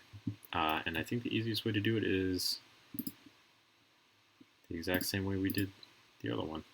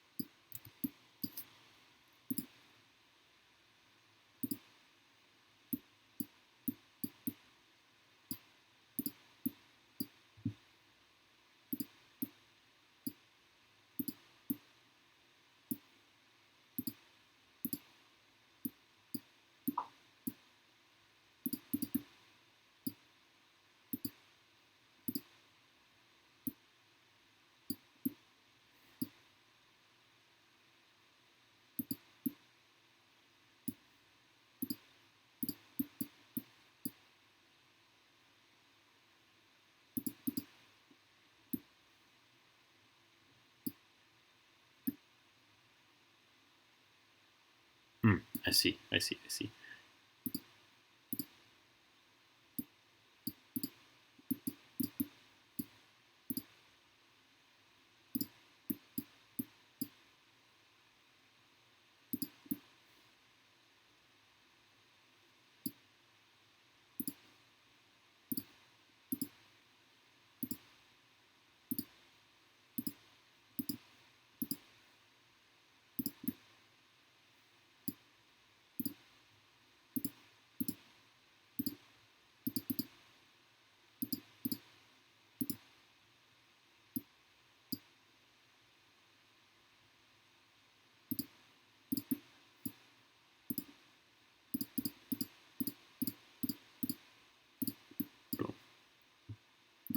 Okay, so that's in where it needs to be. So now we can close up the back of this. Might as well just use these because then I could use the color select and brick select tool, the color and shape selection tool. There we go. And get this up like so. Boom. Multi-select tool to select all of this. Control-C, Control-V, and duplicate it up to the top like so. Now we need to make this look nice and pretty.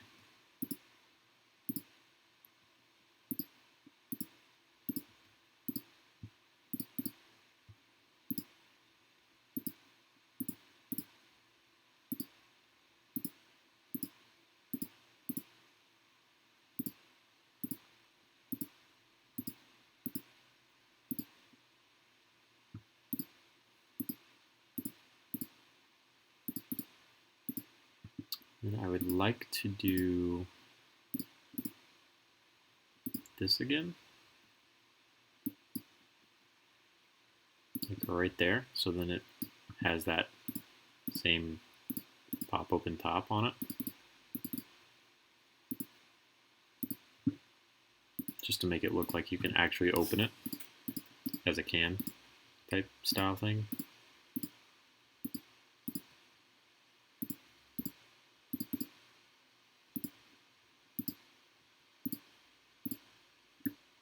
Boom.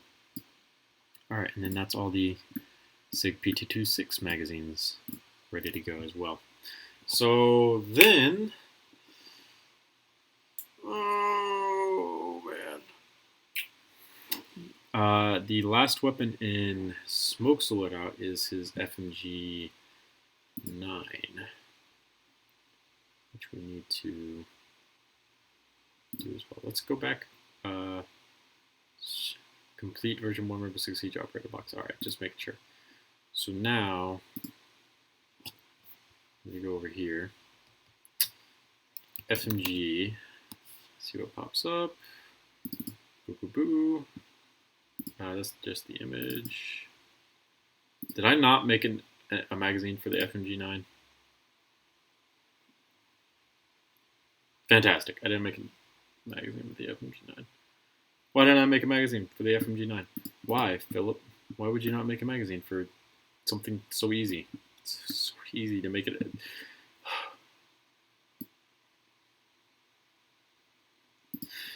I'm just gonna not make a magazine for the FMG 9 and work on the box, because you're about to see how long this box is going to take me to make, because it's going to take ages to make this box. It's going to be fun, but it's going to be fun for the whole family. Nice, wholesome content for the whole family. Whenever Studio decides to load, because we have to use Studio instead of LDD.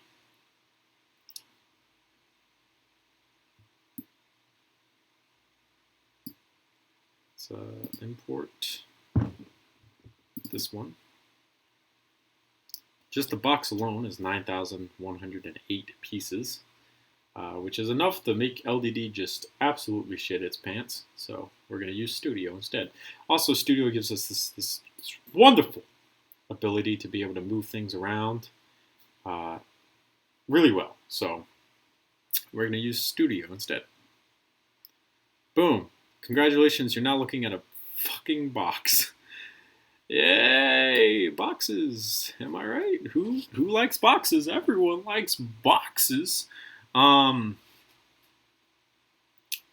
I also forgot that I needed to make a case for all the sites and stuff. But for now, let's just work on this. We might come back to this because it's already 4, and I do have a couple things that I need to do. So yeah, now we import a model. It's going to be the newly designed shotgun first.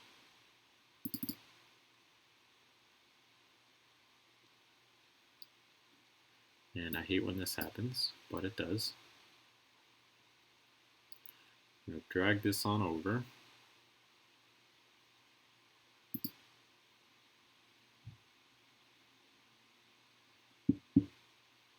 So I'm going to select all of this, create in a submodel, box, and hit OK.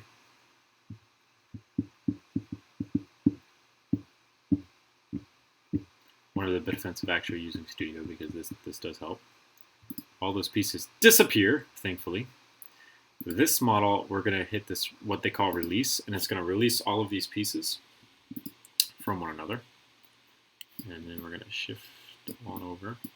We're going to select just this, and we're going to create this into a submodel. This submodel is going to be Mossberg 590A1, and we're going to hit OK. And that's all going to get condensed down, as you saw. And then we're going to grab these, and we're going to create. So we have two choices here. Either we stack these on top of one another, which I think stacking these is probably the best thing to do.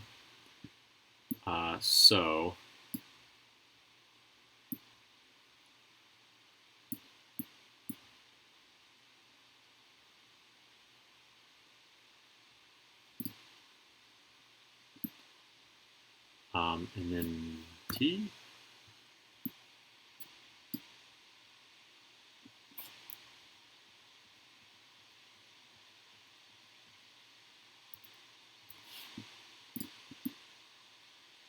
Just like so. All right. Photoshop skills coming in handy.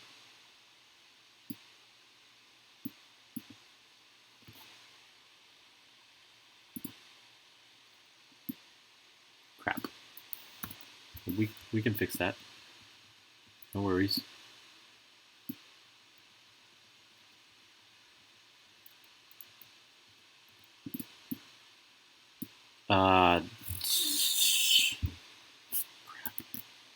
Yeah, we missed it by like just a little bit more.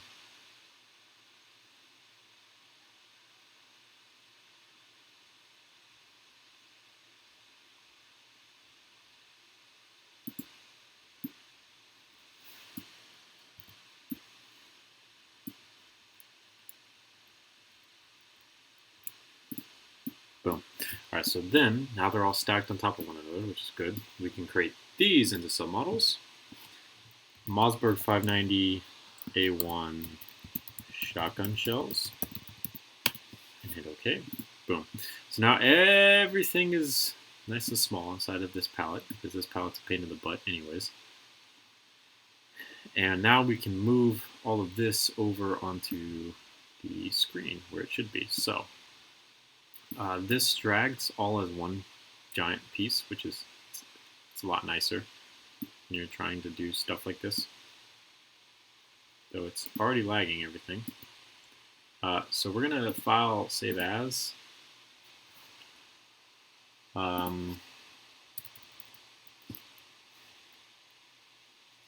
Smokes operator case Rainbow Six Siege, and hit save so that we don't lose any of this progress, because we're bound to crash while doing some of this.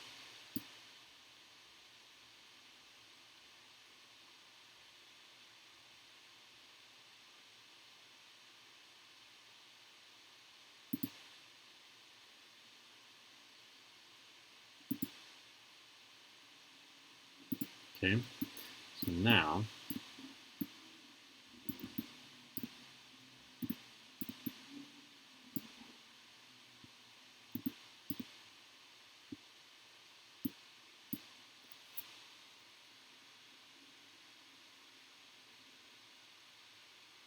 put this here, right about there.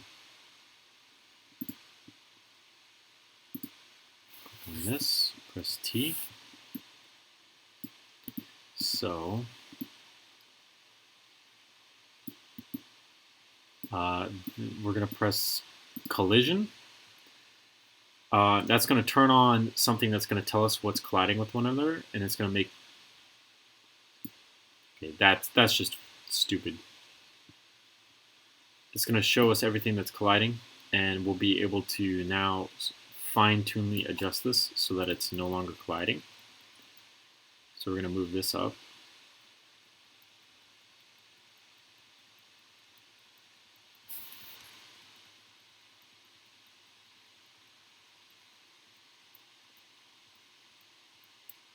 So it's no longer colliding. And now we're going to move this over.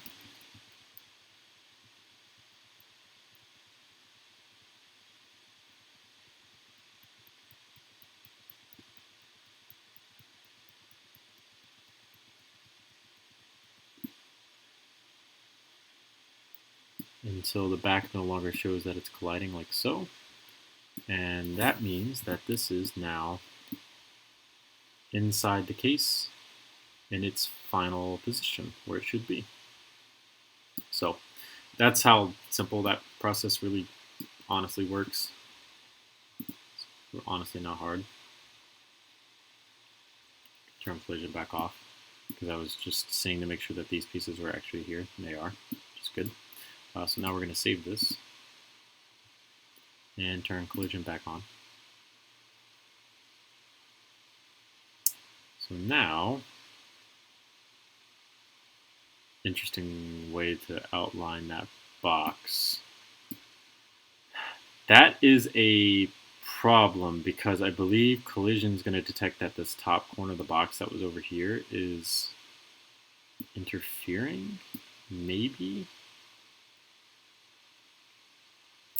I'm not entirely too sure, so we will check.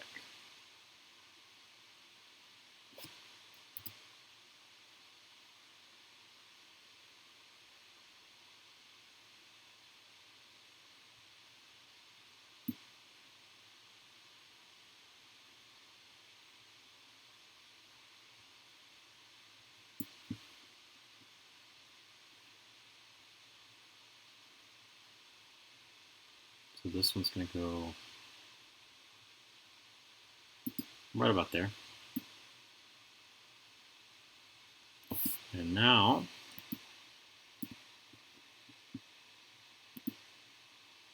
it's as simple as not doing that, first off, pressing T, moving this up.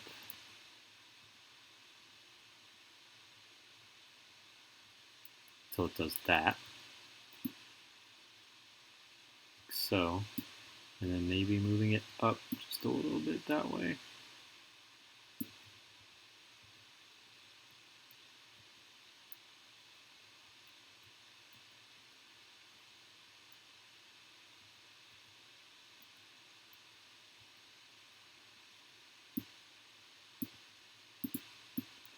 Like so.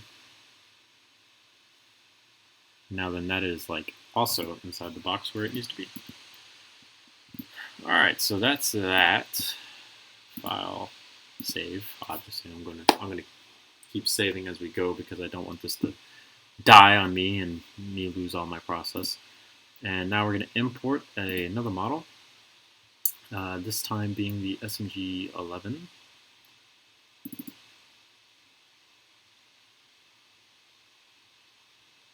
And then grab it and turn it.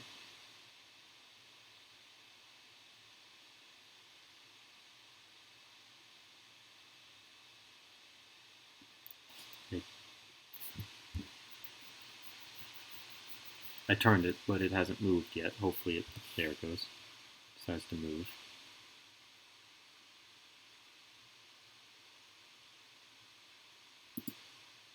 Place that there. Should be fine. Again, we're going to release this. It's going to open up a crap ton of parts. We are then going to grab this, create into a submodel, SMG11, and press OK. And then going to grab this, create into submodel, SMG11 magazines, hit OK. And now everything's back to being condensed once more, which is a good thing. And now we shall place everything in its appropriate spots.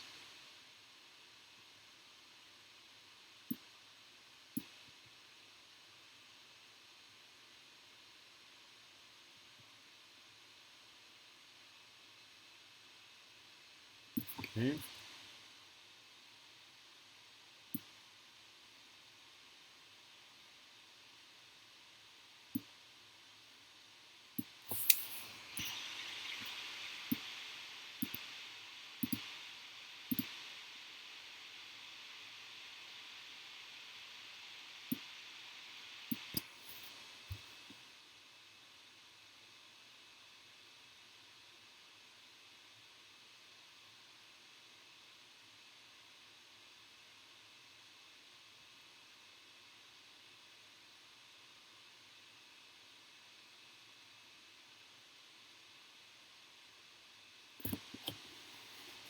Yeah, this is a reoccurring issue. As you can see, gonna have to take this like step by step.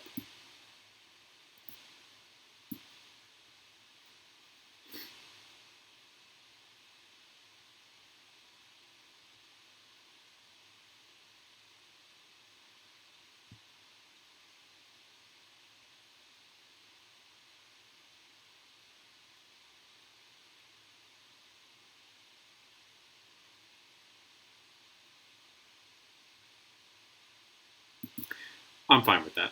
I will move it from here because spinny beach ball of death. Okay.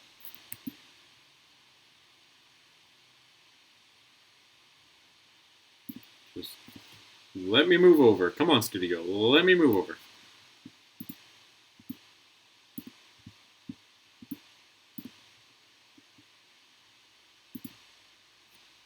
Okay, click on that.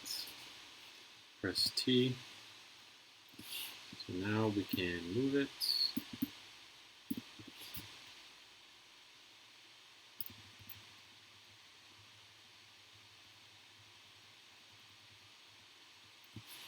Give ourselves enough space to work with.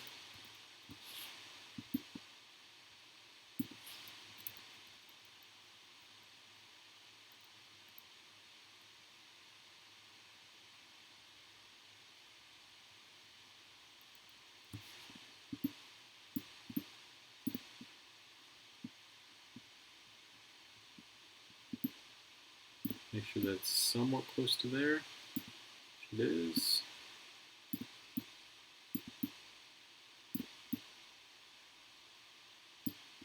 And now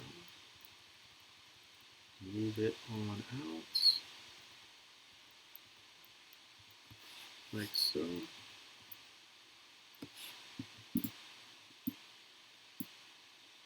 Boom. That's the SMG11 magazines all in place now as well. Good. So we can save that.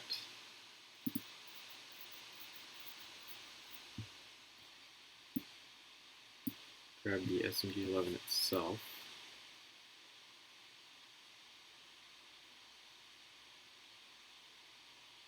Flip it.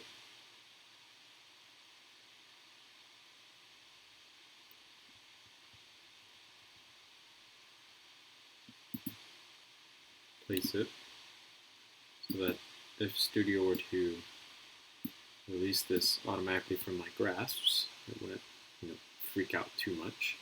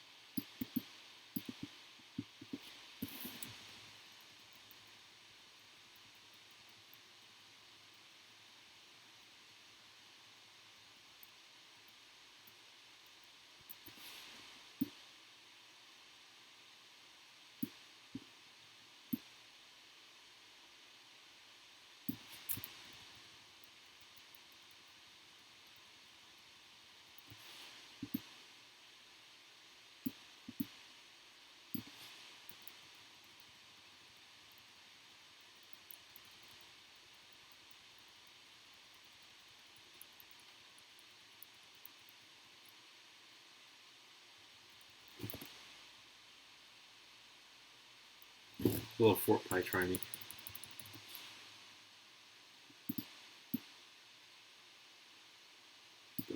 Alright. That goes just like that.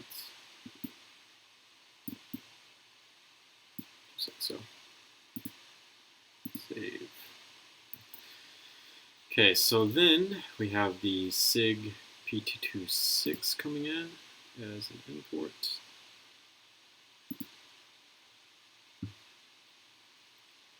Jim's SIG Pt.1 right there. And drag it out just a little bit so it's away from everything.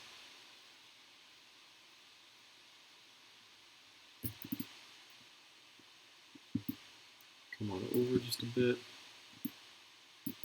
And we're going to release this model. We're going to make this a model. Jim's SIG P226. Press OK. We're then going to create this into a model. Jim's SIG P226 magazines. We're going to press OK. And that'll give us both of everything that we need. Now we're going to save this just in case it decides to crash on us, because I don't want that to happen. Even though Studio has automatic backup, I don't need to lose anything. So for this one, I'm thinking maybe we'll turn it sideways, and it might fit above here, maybe. We will find out.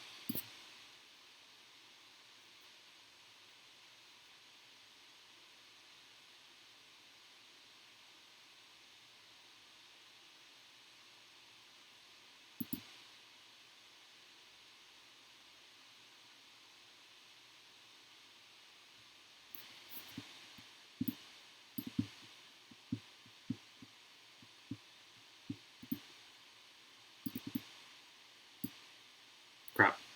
Crap. Crap. Crap. Crap. Crap.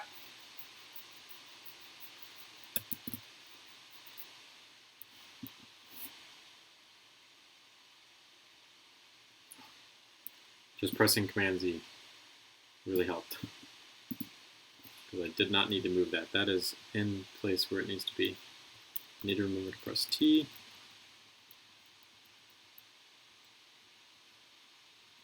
Like this.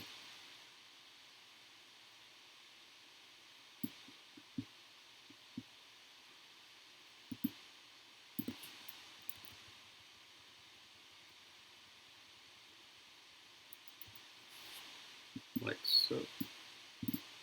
Boom. Perfect. I like that. So now we have the P226 ammunition, the SMD11 ammunition, and the Mossberg 590A1 ammunition all nice and stored. You can save this. And now we're going to take and actually put the P226 in.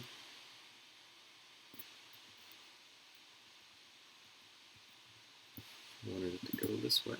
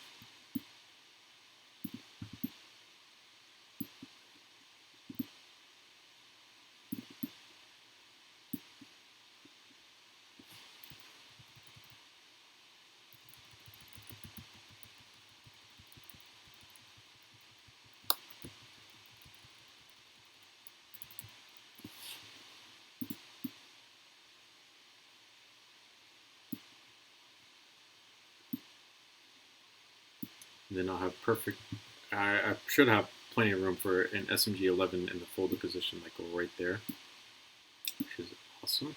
So file, save.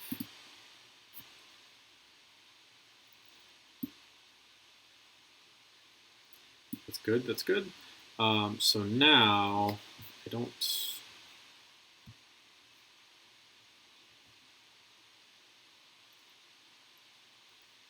let's just go to my drive, Lego items, Lego creations, guns, Rainbow Six Siege, smokes, gas canister, complete version 1.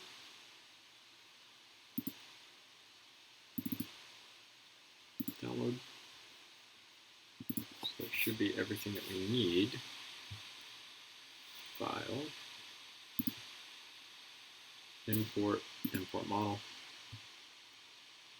Downloads. Smokes gas canister.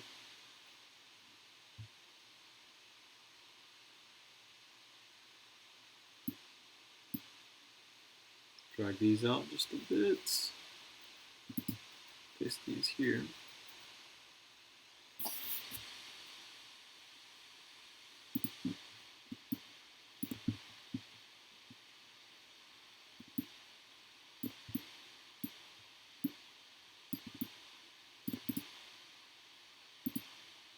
We're going to have to release this so that we can delete these out. These are being annoying. So then the actual gas canisters, we'll put, we're going to create this into a submodel, clacker, press OK, so it gets out of the way. And then for these, what we'll end up doing is grabbing them and putting them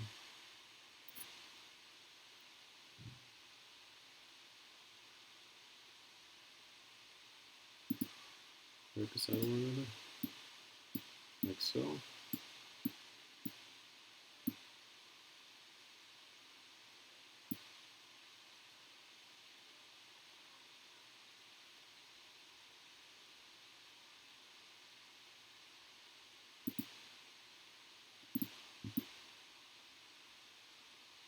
Okay, and then we'll create these into their submodel. Z8 canisters. Press OK. And boom. Now we can place these into the model.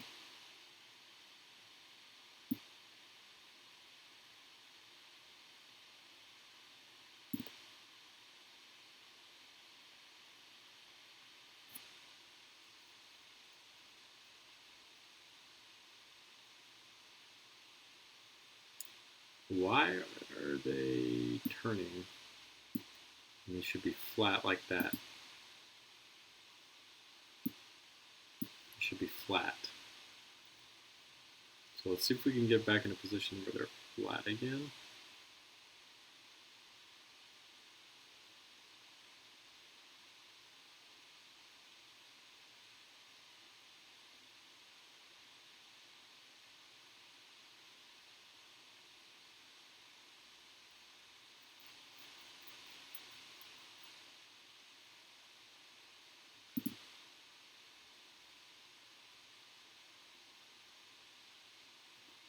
Okay, perfect. Use T to move everything.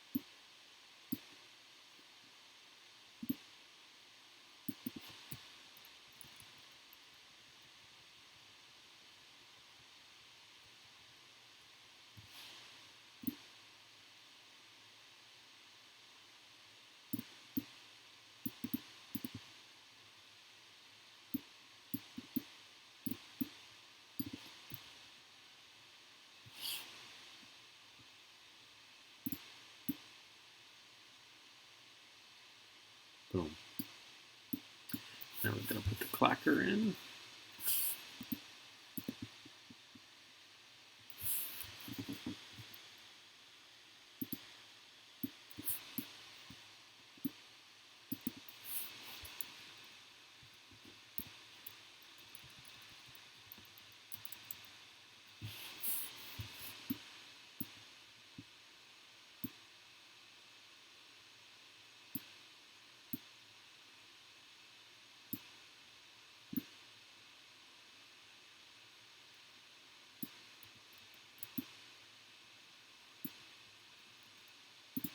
Boom, just like that. Alrighty then. What else is in his loadout? Because I think, doesn't he have grenades and stuff too? On top of having the gas canisters, since the gas canisters are his gadget.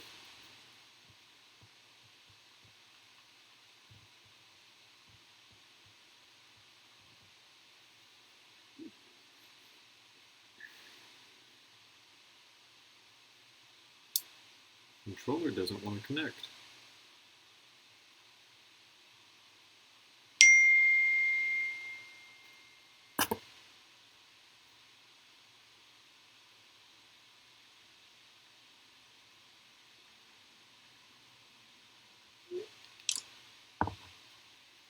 Controller legit doesn't want to connect. It's right here. It doesn't want to connect.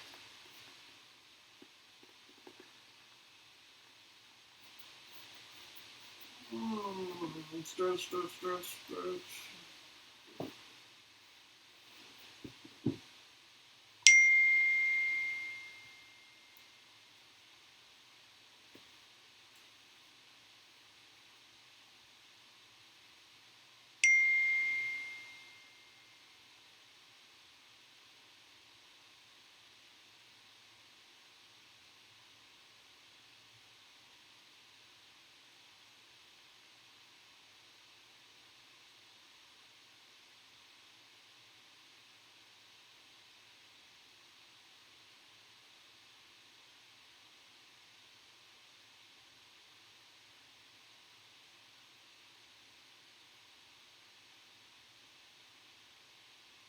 Seriously?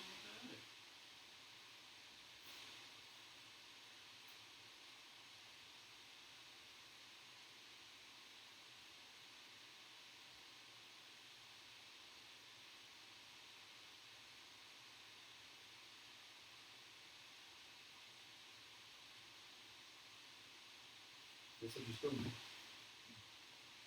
myself.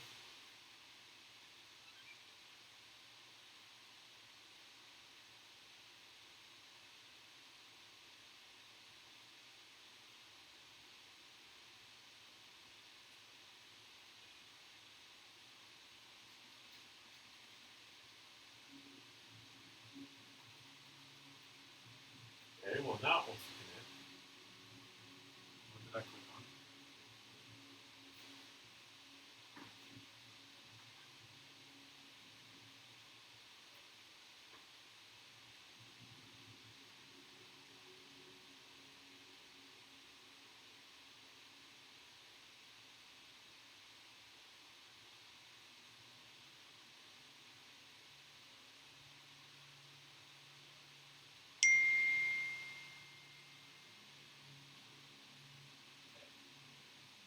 Oh.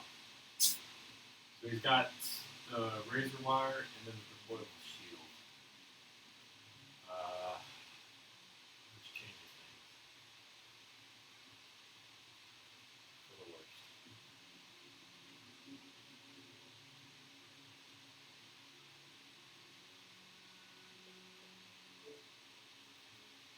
So that means that he would just have 2 razor wire in there, and that's it. So